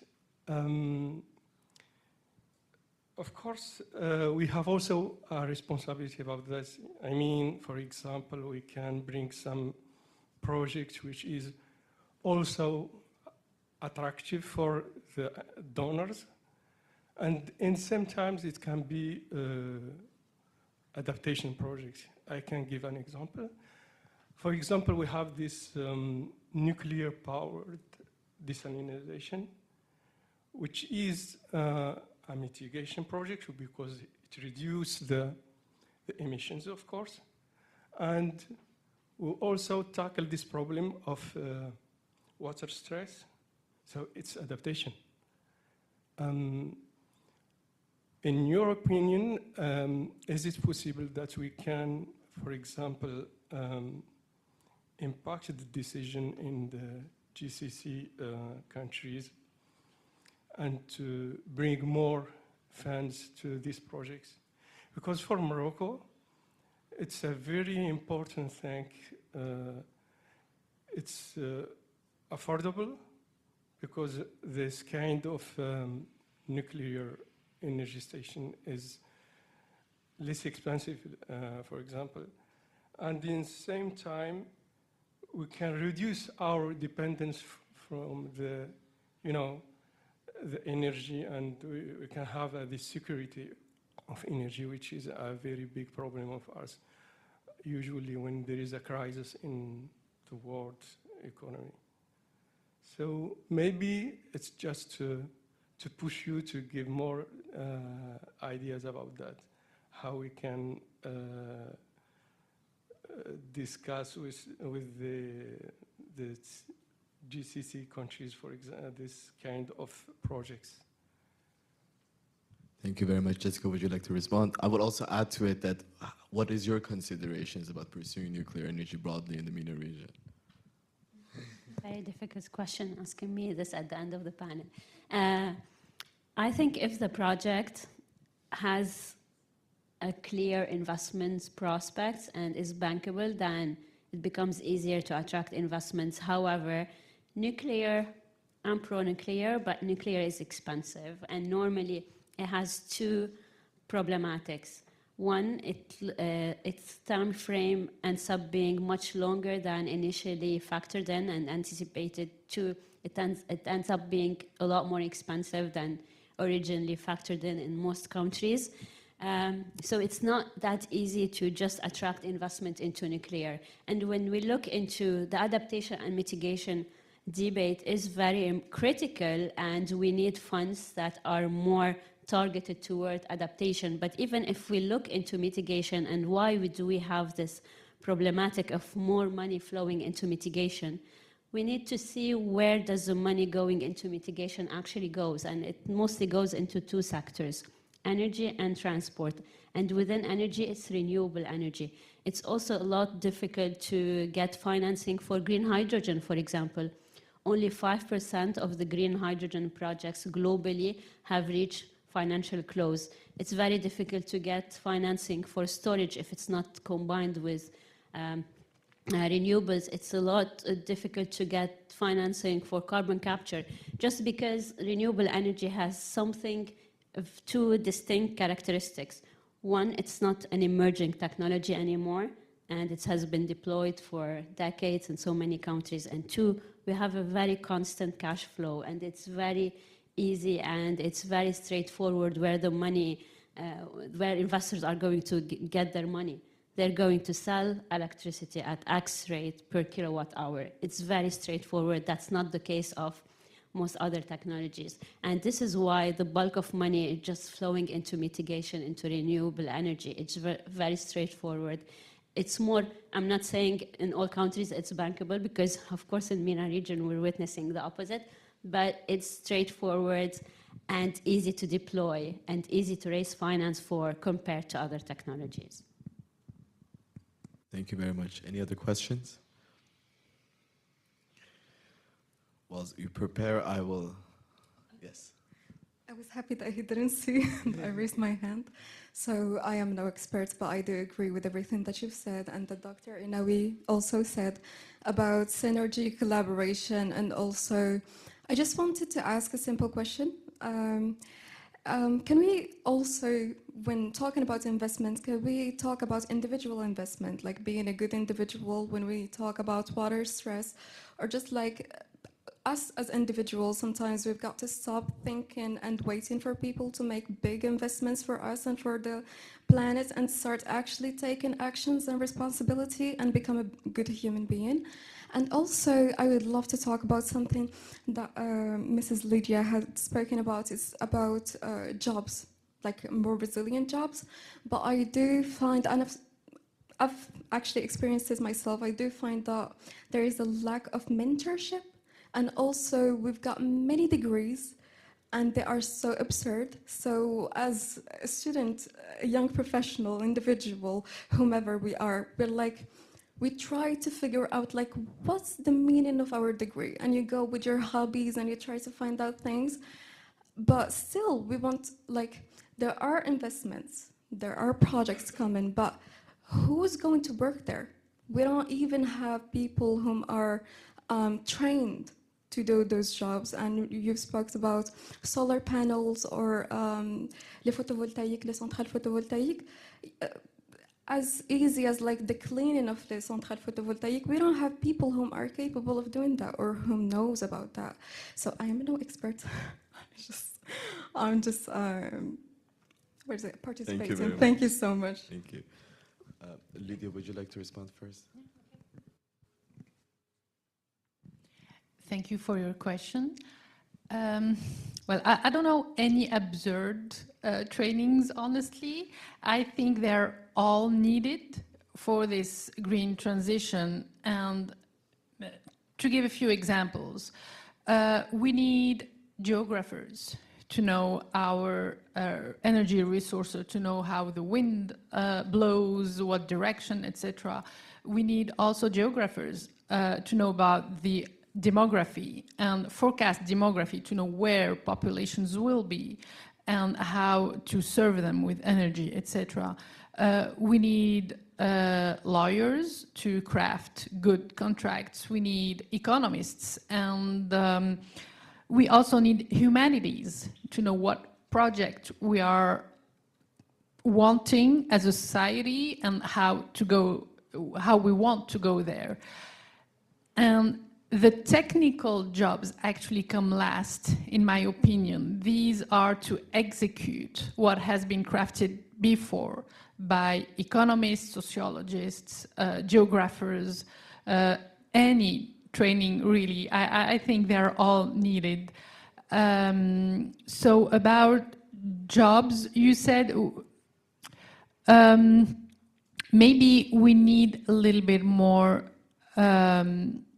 production in terms of knowledge locally here. Maybe we can start here with research, either in the technological part of the transition or the economic part. Both are important.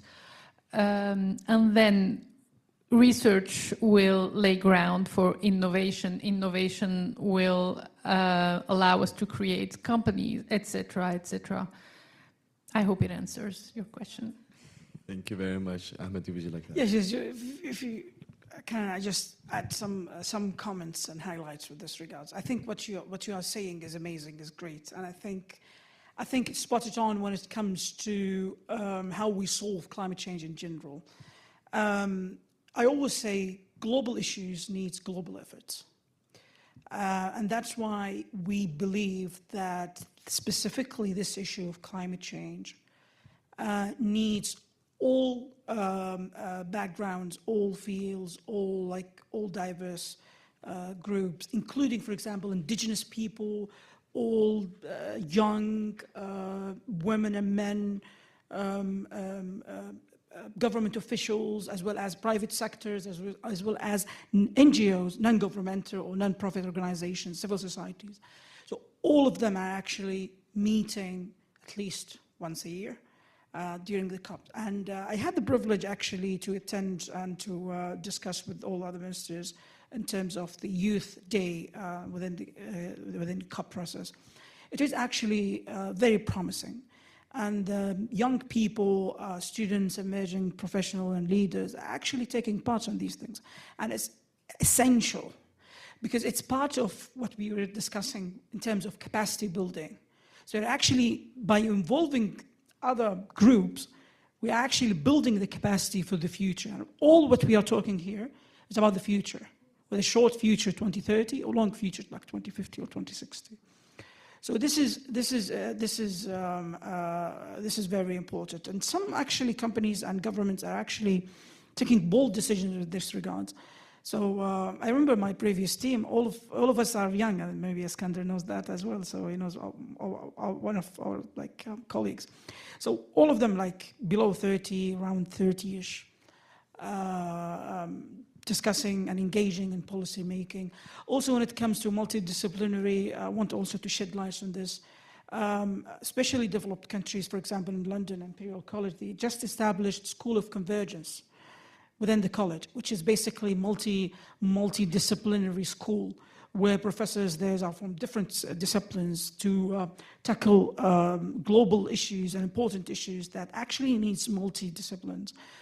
Something like AI, sustainability, climate, etc. So we need all of them. And I recall, so I'm chemist by training, so I know nothing about finance, nothing about policy, etc. So I used to just mix solvents and create materials. I don't know if any chemists here, but but the essence of this is really the foundation, the scientific methods, the critical thinking, the problem solving, the leadership skills that you can actually acquire and then apply to the real life examples. I still recall also the disciplines from our team like psychology, political science, electrical engineering, of course, then chemical engineering, but also at the same time economics and others, social work or sociology as well. So it is pretty a multidisciplinary field that you can actually involve, whether from your city level, local level, national level, even international level. I hope that answers your question. Thank you very much. I think it was excellent. We're out of time, but I encourage you to speak to them during the break. Thank you very much for your attention and for your participation. Thank you.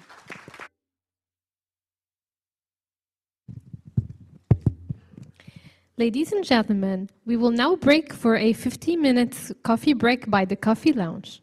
Thank you.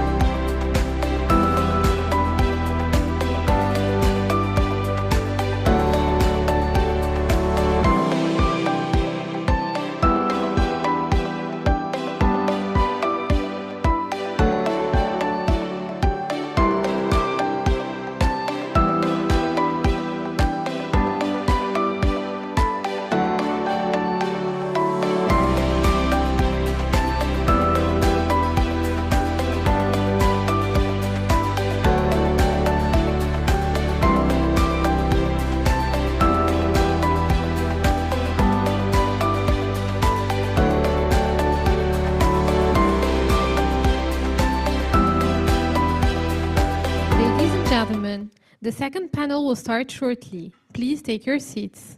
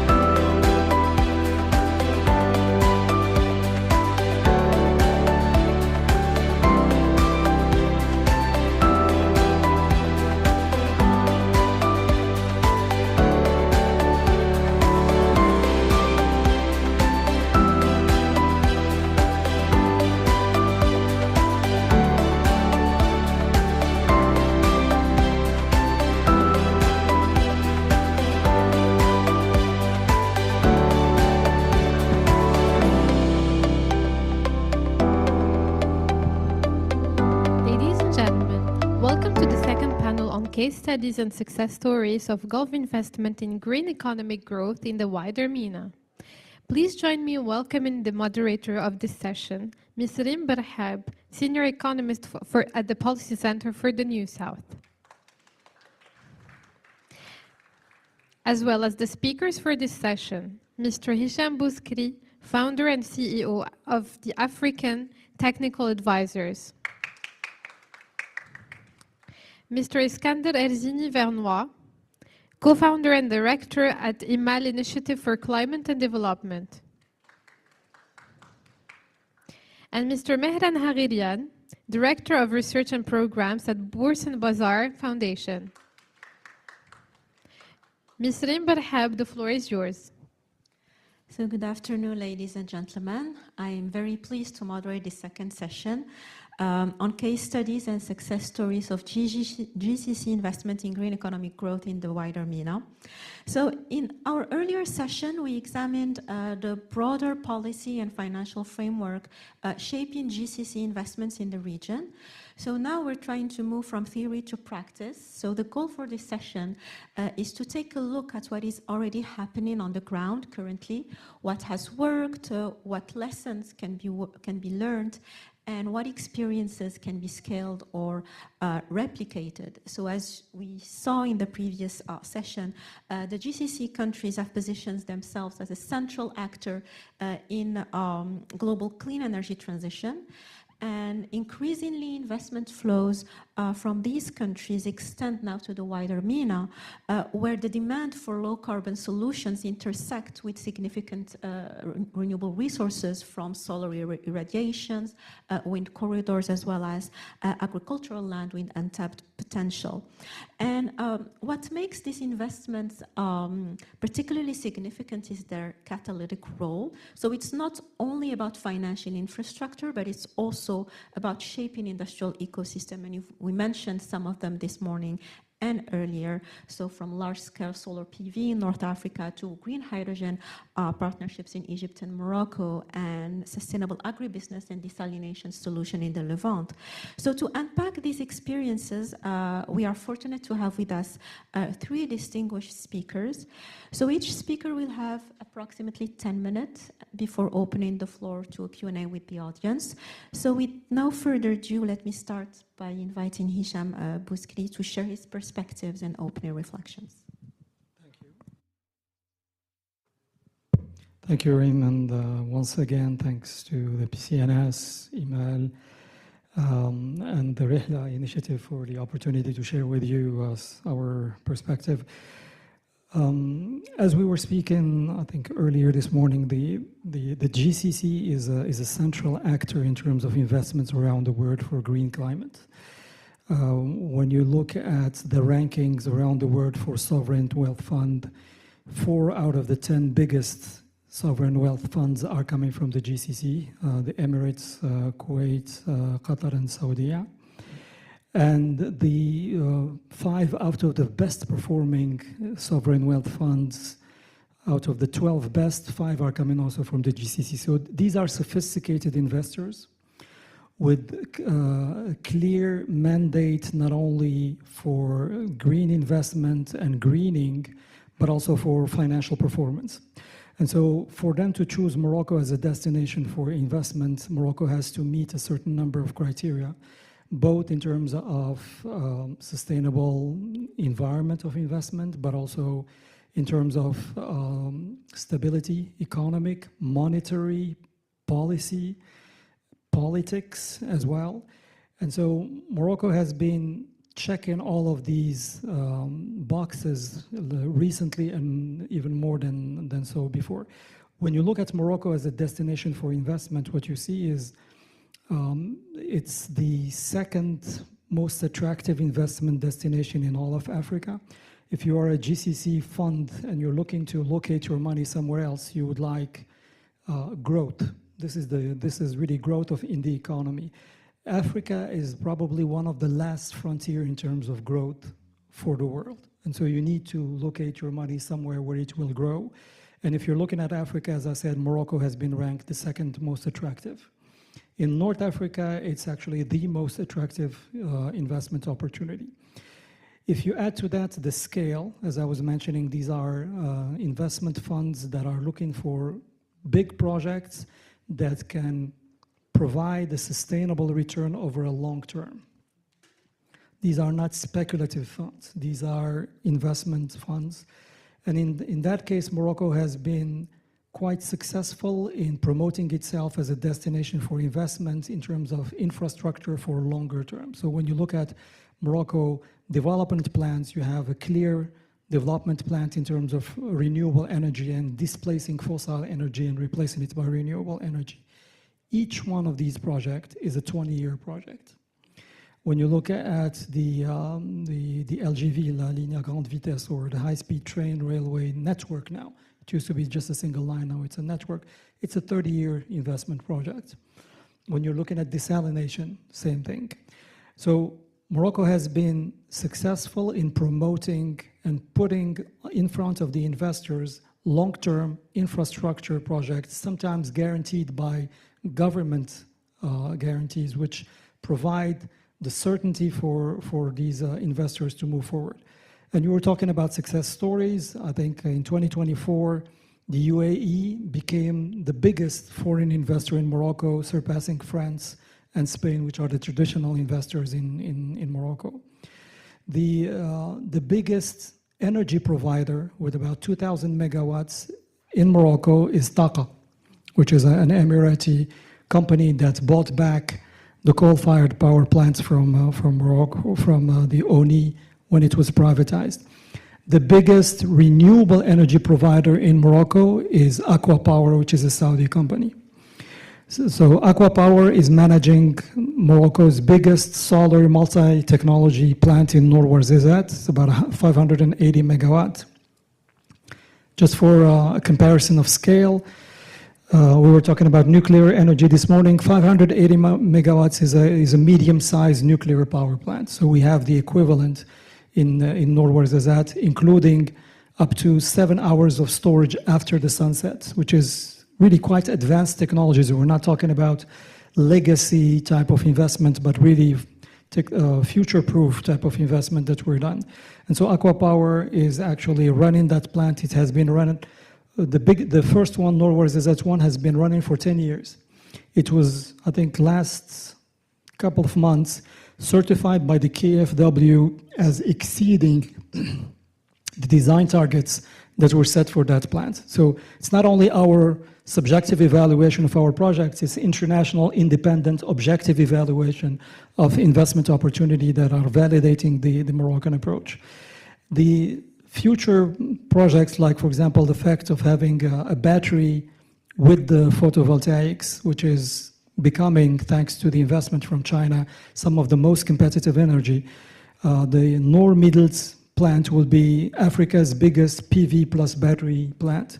There were 3 phases. One was won by Masdar, along with EDF and Green of Africa, and the other 2 were won by Aqua Power with Nareva. So what we see is a sustainable success story that validates convergence of interest. GCC countries have a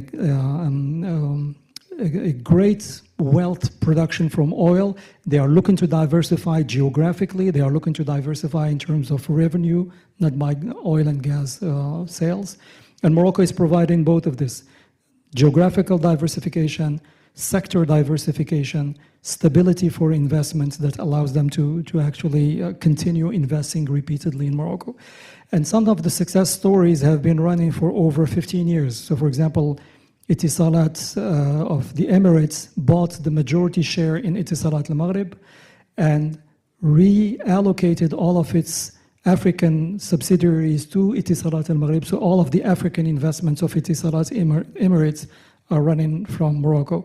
And this has been a partnership. That's really the term. I think the term partnership is easy to say, very difficult to live. It's like a marriage. It's up and downs and problems. But this partnership has been running for more than 15 years, and it was a win-win partnership. It allowed Maroc Telecom to become a leader in West Africa, at least. It allowed it to gain in terms of size. As you know, Morocco is about 36 million. It's kind of small compared to the level of investment that the GCC countries is bringing.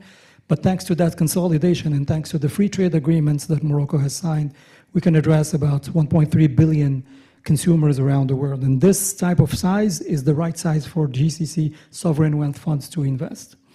So I think the other part that we are seeing recently is a diversification away from these infrastructures. So we see a significant number of projects in real estate, where the Emirates in particular is a leading actor.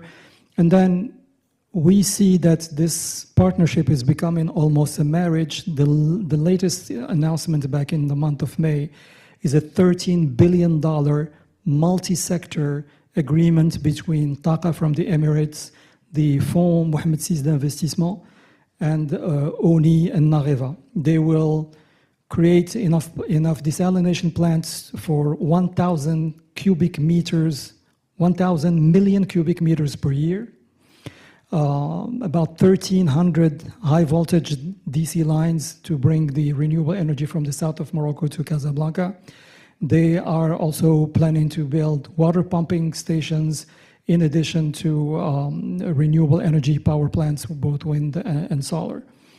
And so all of this, and we had an interesting discussion with Ahmed Jamil, cannot be done if you're looking on the short term for a government that have a mandate of 4 years.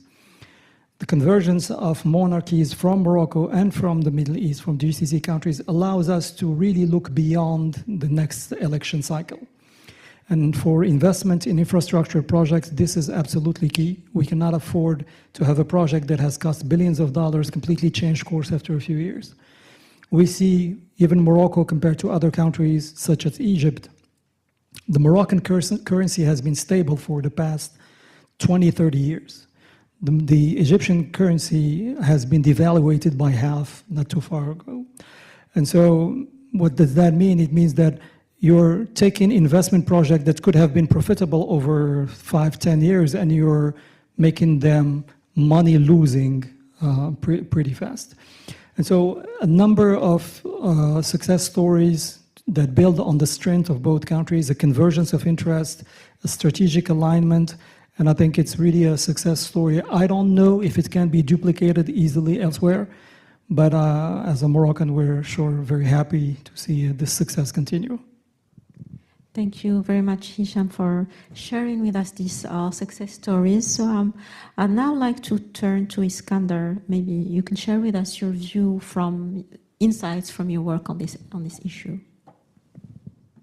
Yeah, thank you very much, Reem, for your insights, and to my distinguished colleague, Hisham. I think it's an important discussion we're having to try to capture some of these insights around success stories and where things are working. As Hisham said, in some instances it may be replicable. In other cases it may be more difficult, more challenging, impossible in the near term, but maybe possible in the longer term. Nevertheless, we I think are called to have this conversation. I think looking beyond specific examples, first of all, I mean, just to say, it makes perfect sense that you would have a close investment from Gulf. In this case, we're looking especially at sovereign wealth funds, but not only, and their associated economic actors. In financial theory, there's this thing called the proximity bias. And the assumption here is that, this is building on the discussion that we were having about risk and the perception of risk, is that there's, I think, when you have countries that are maybe closer geographically or maybe even linguistically, also institutionally, that leads to a sense that things are less risky than they might otherwise be perceived by people or investors who are more distant, coming from, say, London or New York or something. And I think this gives rise to a number of interesting success stories around the region, and I think maybe it'll be someone's job to do a full enumeration of all of the examples that exist and the different forms that they have taken. I mean, I think we've discussed the flagship examples in Morocco, which I think clearly represent one of the leading examples in the region. There are other interesting examples to be looked at. Obviously, I think the Egyptian context and the role of Masdar there is one that has been mentioned. I understand the investors from Oman have also been attempting to play a role in the Algerian context. We can, I think, identify a number of cases.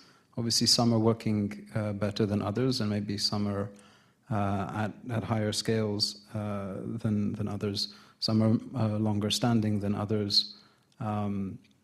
So yeah, I mean, I think the long-standing example in the Moroccan context, we have the role played by Aqua Power, of course.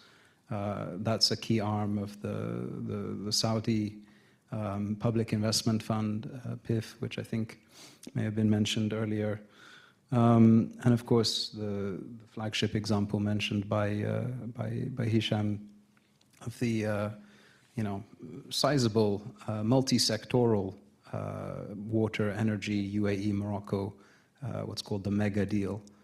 And I think we'll probably keep coming back to that example as maybe even the premier example from the region, which we'll hopefully capture in the analysis coming out of this event. I think obviously that didn't come from nowhere, as we've said, and I think what we need to do is kind of draw out these enabling factors that allowed for it to come to being. And I think the previous panel alluded to some of the problematics that the challenges, the hurdles that investors face in this regional context, and others have alluded to the relative strong points that that have allowed for some of the success stories to emerge. Obviously, in the Moroccan context, we have a strong fraternal relationship between the leadership of the two countries, Morocco and the UAE. A lot of work was put into the deal. It didn't just come from nowhere.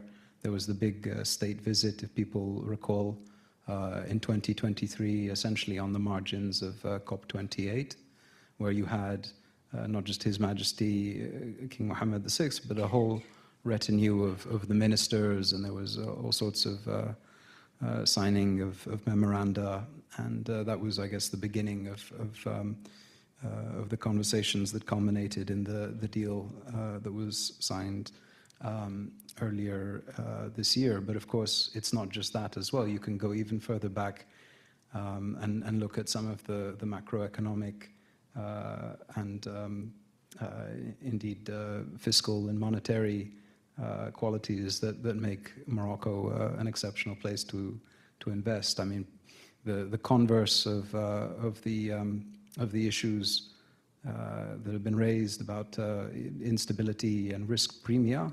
Obviously, that's why Morocco has found a comparative advantage in being able to present a relatively stable investment environment, and that takes, a number of forms. Yes, it's about currency. Yes, it's about the fiscal sustainability of the country as a sovereign debtor, and in terms of its creditworthiness and that of its institutions. We've, I think, spoken about the role played by the state in providing guarantees. In some cases, it provides even subsidies of various forms. So a lot of work went into the development of Morocco's investment charter, the Charte d'Investissement. And it's quite thoughtful in the sense that the subsidies are allocated in a way that privileges the most strategic investments where they're needed. So it's not just foreign direct investment for the sake of foreign direct investment. It's privileging higher subsidies for the disadvantaged, non-industrialized regions of Morocco. There's weightings and scorings that take into account factors like gender, and also privileging of what's identified there as being the sort of sectors, industries, job-creating industries of the future. Obviously, this includes things in the digital and AI spaces, but very much in this future green economy as well. I guess maybe it would be remiss of me not to mention a few words of caution, maybe with some of these experiences, of course. Water desalination is a key solution for tackling water scarcity in a country like Morocco, particularly with consumption in the coastal cities and agriculture along the coasts. But it's no remedy for some of the issues that we may be facing in terms of depletion of the water tables. So, structural issues obviously require structural solutions, and we have to, I think, be continually strategic about how we approach some of these challenges, and seek to go further in terms of our solutions. I think also to note, I mean, some of these investment choices, some of them are more far-sighted than others. Some may have greater financial risks in the long term. I think a lot of work has been done about the possibility of stranded asset risk in the context of investments in thermal, fossil-fired power generation. Obviously, as Morocco, we're an importer, but I think there's the recognition that for Morocco, I think we're moving away from coal. Gas continues to play a role. How much, I think remains to be seen. Obviously, as has been mentioned, the advent of renewables, photovoltaics combined with storage edges into not just the role of gas in providing what used to be called baseload power generation, but now also the kind of peaking plant functionality as well for grid balancing.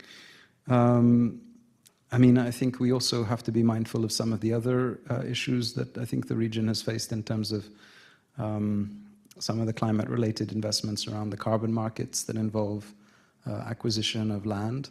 Those have presented some issues, particularly in the East African context, but and dispossession there. But I think potentially we have to be wary of that as well. I think that also potentially applies in the context of renewable energy deployment. We have to obviously ensure that those are done in a socially sustainable manner. But on the whole, I think we have some really important things to celebrate in terms of what's working well. In terms of the huge amounts of money, as has been said, we're talking tens of billions of US dollars, hundreds of billions of Moroccan dirham. This is in the Moroccan context, and I think, you know, if you look across the region, a country like Egypt is sometimes pointed to as a success story, but there I think sometimes you have FDI that's happening in a very different way. You have a lot of privatization that has been pushed because of maybe fiscal challenges, pressure from the IMF, currency issues with their foreign currency reserves. So you know, some of these stories look very, very different in different places. I think my mic is out, and maybe that's a sign for me to wrap up. Well, I think I'm more or less at time. Mine doesn't work as well, so you better just. But in the interest of time, yeah, maybe okay. I'll move on. So can we have hello? Hello. Test 1 2 3. Hello.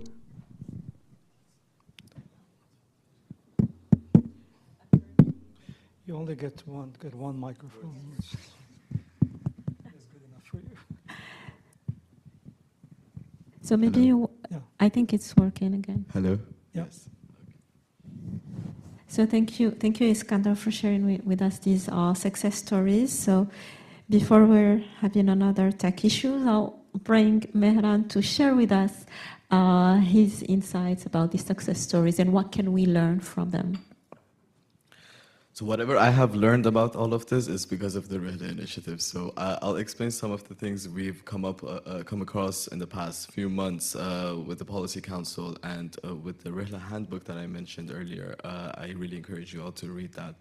In the handbook, for example, Egypt is the front runner, but as Iskandar just mentioned, it's not for the same good reasons as Morocco is the second in that list, let's say. So Egypt is receiving large sums of investments from the Gulf, particularly from Saudi Arabia, but then also from the UAE as well. But it's mostly for geopolitical reasons than for the, let's say, welcoming environment for investment. The fraternity between the countries, between Saudi Arabia and Egypt, between UAE and Egypt, is a consideration to have. But the same also applies with Morocco.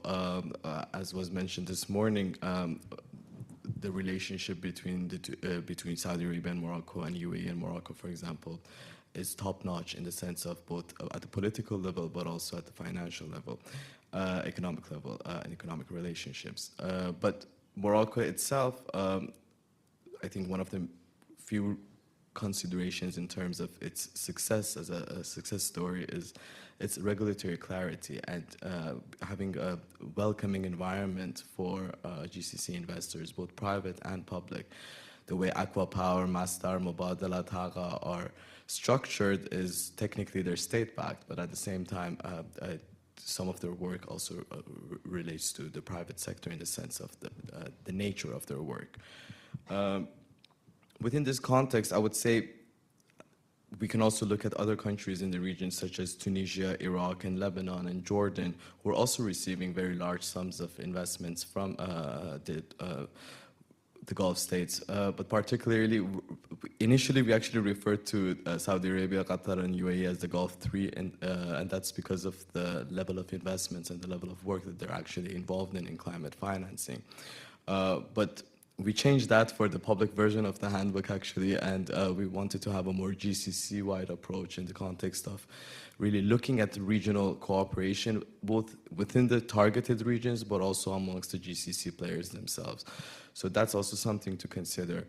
And one of the, again, contributing factors to a success story would really be having a nexus approach in terms of a water, energy, and food nexus, and how these investments really tackle the different facets of the needs, let's say, of the targeted country, but also how they also contribute to the GCC's own diversification efforts.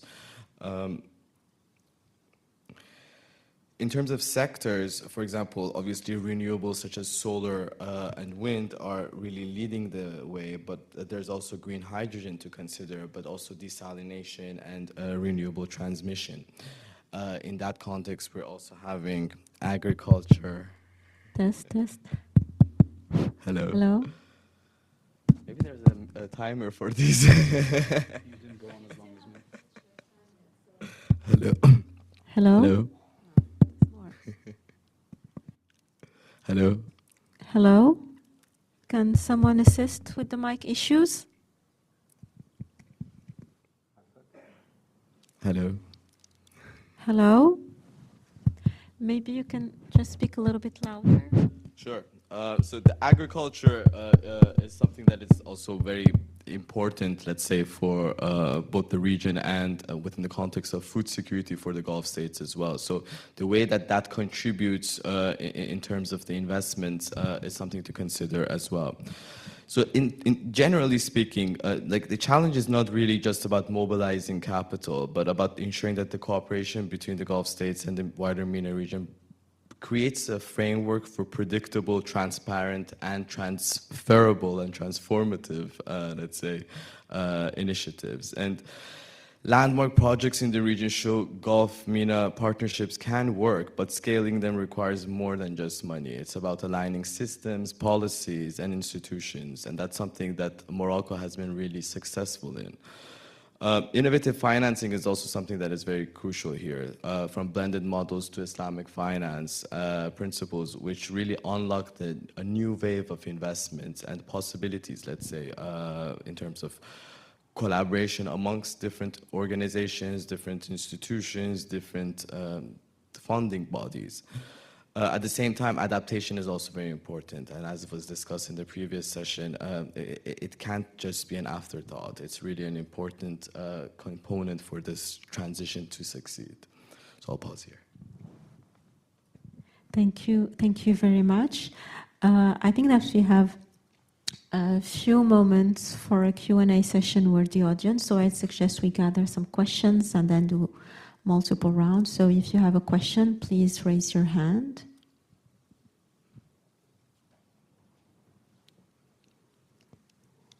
And don't be shy. I know it's the end of the day and we might be a little bit tired. Yes, of course. Actually, this point on blended finance is something that we skipped in the previous session, and I think it's important if I could ask from Hisham and Iskandar how you view this in terms of the Islamic component of it, with sukuk, with green bonds or whatnot. How important do you think that is in terms of being an innovative format of, let's say, funding or investment within the Moroccan context, but also generally speaking? So I think when you look at climate finance or finance for energy transition in Morocco, you have really two big phases.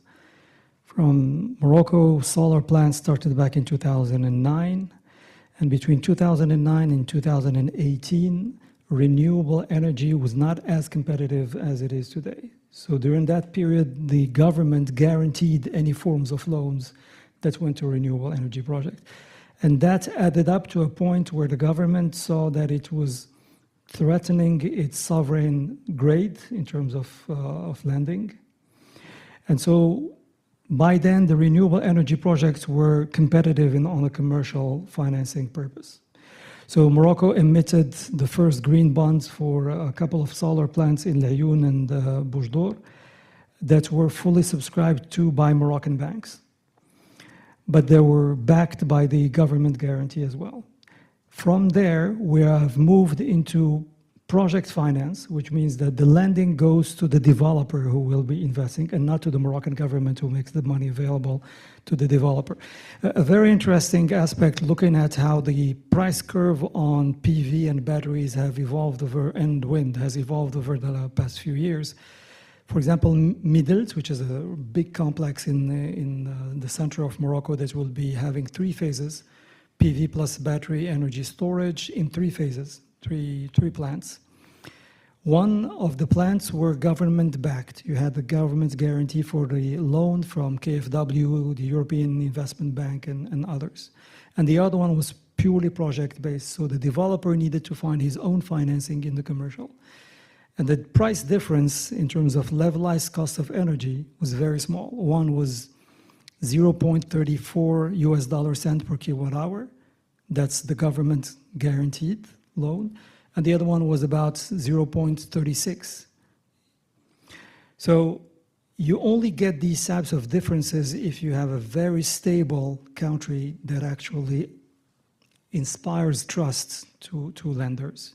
You only get that if you have developers of the scale of Aqua Power, Masdar, and others. You cannot loan these types of amounts to the project. Each one of these projects is a few $100 million of investment. And so moving away from government-backed financing, whether it's through sukuks, bonds, loans, mezzanine loans, blended finance, to a fully project finance, is actually freeing a lot of the available public capital to go to other areas where investment is needed. So I think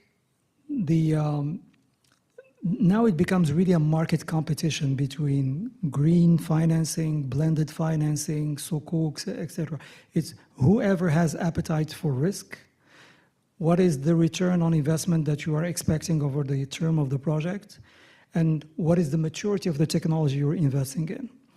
So what we are seeing is that now companies are going to financial institutions trying to raise money for their own projects, and the government is moving away, and Morocco has never or has always been technology agnostic. Now we are finance source agnostic.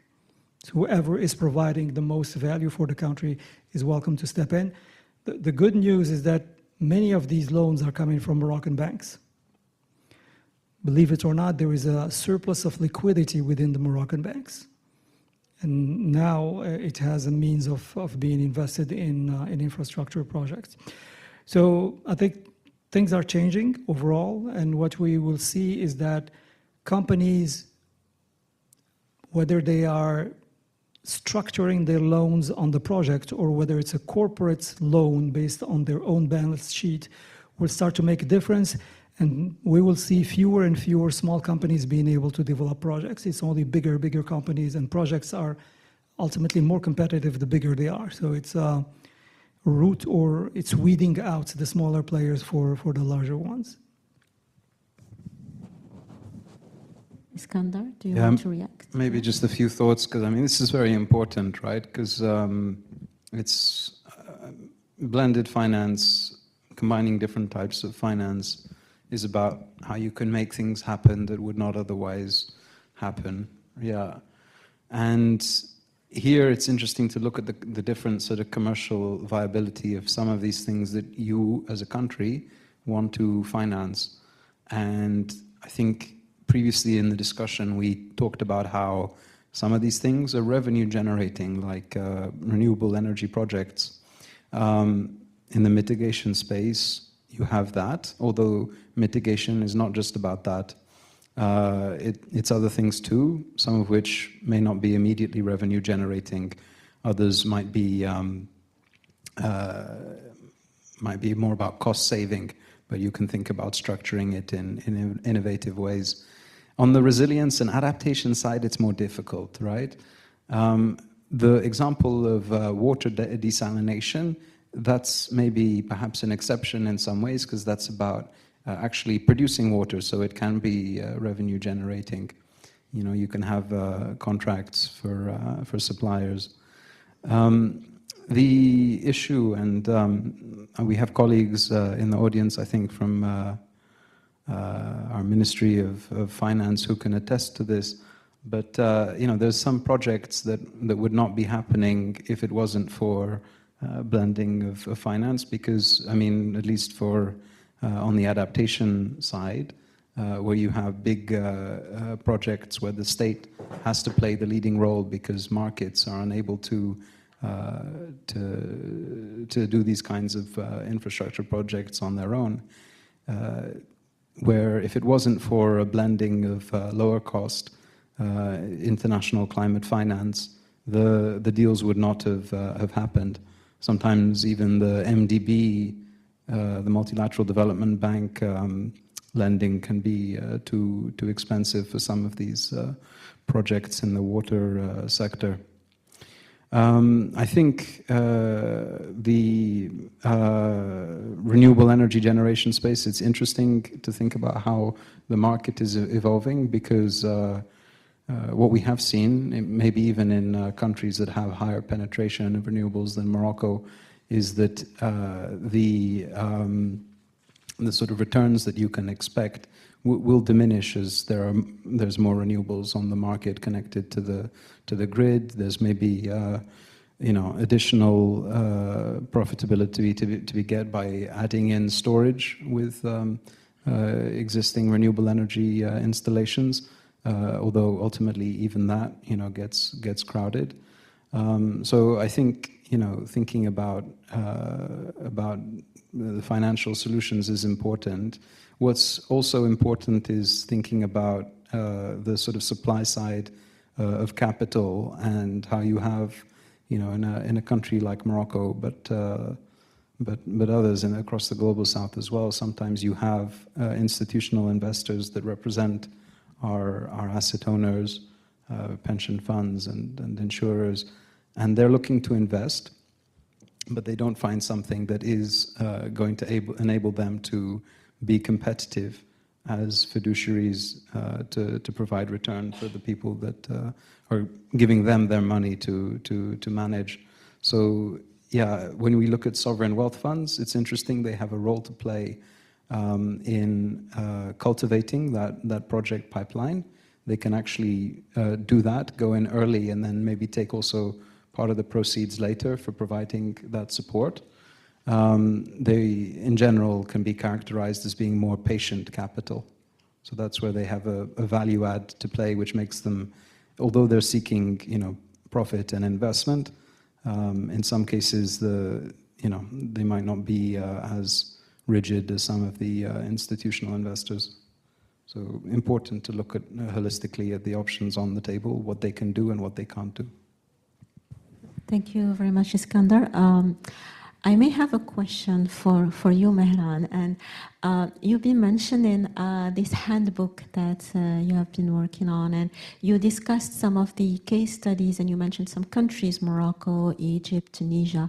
So I was wondering if you can share with us collectively one or two key lessons that you have learned from, you know, the studies and the surveys made in this handbook. I'll answer it within the context of something I wanted to discuss also. So I've been thinking about this all day today since the roundtable we had early morning. I think one of the success factors for Morocco, and again, if you want to look at other countries in the four regions that we're looking at, the top country in each of these regions, what they have in common is actually looking at the regional bloc. And that's something that I think is very important into the consideration. Obviously, within the context of Morocco, within the context of North Africa, let's say there's not much regional integration happening. But at the same time, Morocco is establishing itself as a hub. And that hub, as a finance hub, as a green energy hub, as a renewable energy hub, however you want to frame it, is important in the context of attracting investments, but by not just the GCC states within the considerations that I mentioned, with whether it's the fraternity or whether it's the welcomingness of the country in terms of attracting investments, but it's also the push and the urge that the country feels in terms of its geographical position. For example, Morocco has both the consideration of the sub-Saharan Africa, but also with Europe. And that itself creates a new framework for cooperation and, let's say, investments in terms of looking at the next generation of its outputs, right? So how that can contribute to European interest, Gulf interest, or the African interest is something that positions it as a unique player within this context. Thank you very much. So just let me see if there is a question from the audience. Oh, yeah, I see a question there. First of all, thank you, Rihla Initiative, for the invitation. I'm a BBA student, and I think my question is kind of far, but within the concept. You mentioned renewables, like mega project, like renewables, what do we call it, desalination. And my question is, like, as young students, aspiring economists, for example, how can we be part of these projects, like not just as workers, but why not innovators, like bringing ideas together for maybe a sustainable future? Thank you.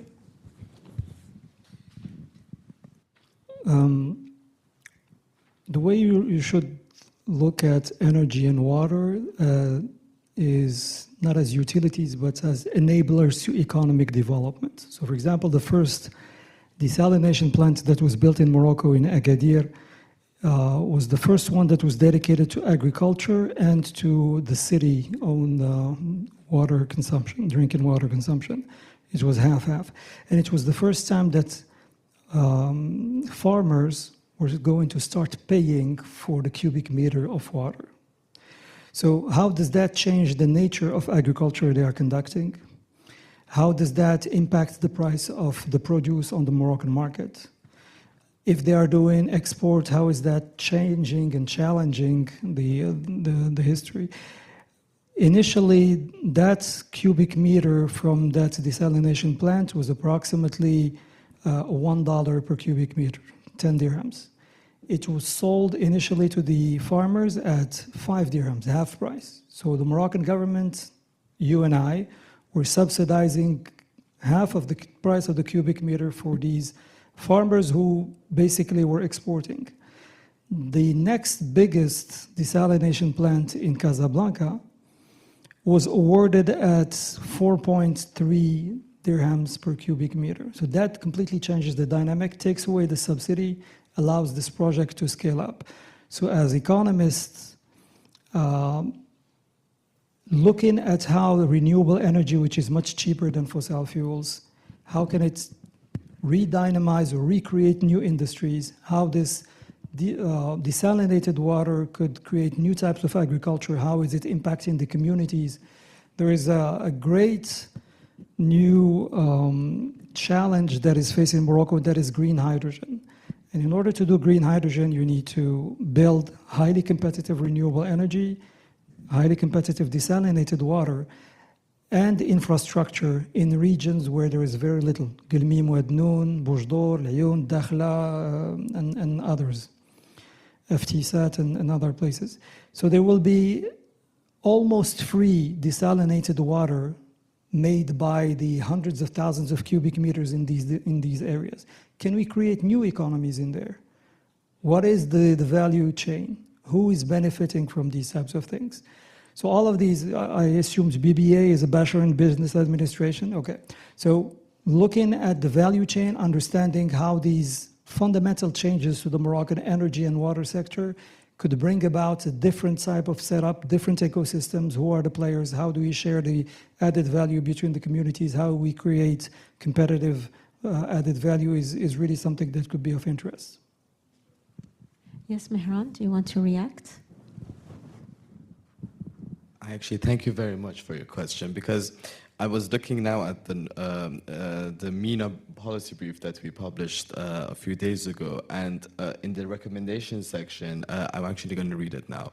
The first recommendation says center communities and knowledge, and by that they actually mean leverage the rich local knowledge base of researchers and practitioners to co-create regionally rooted solutions.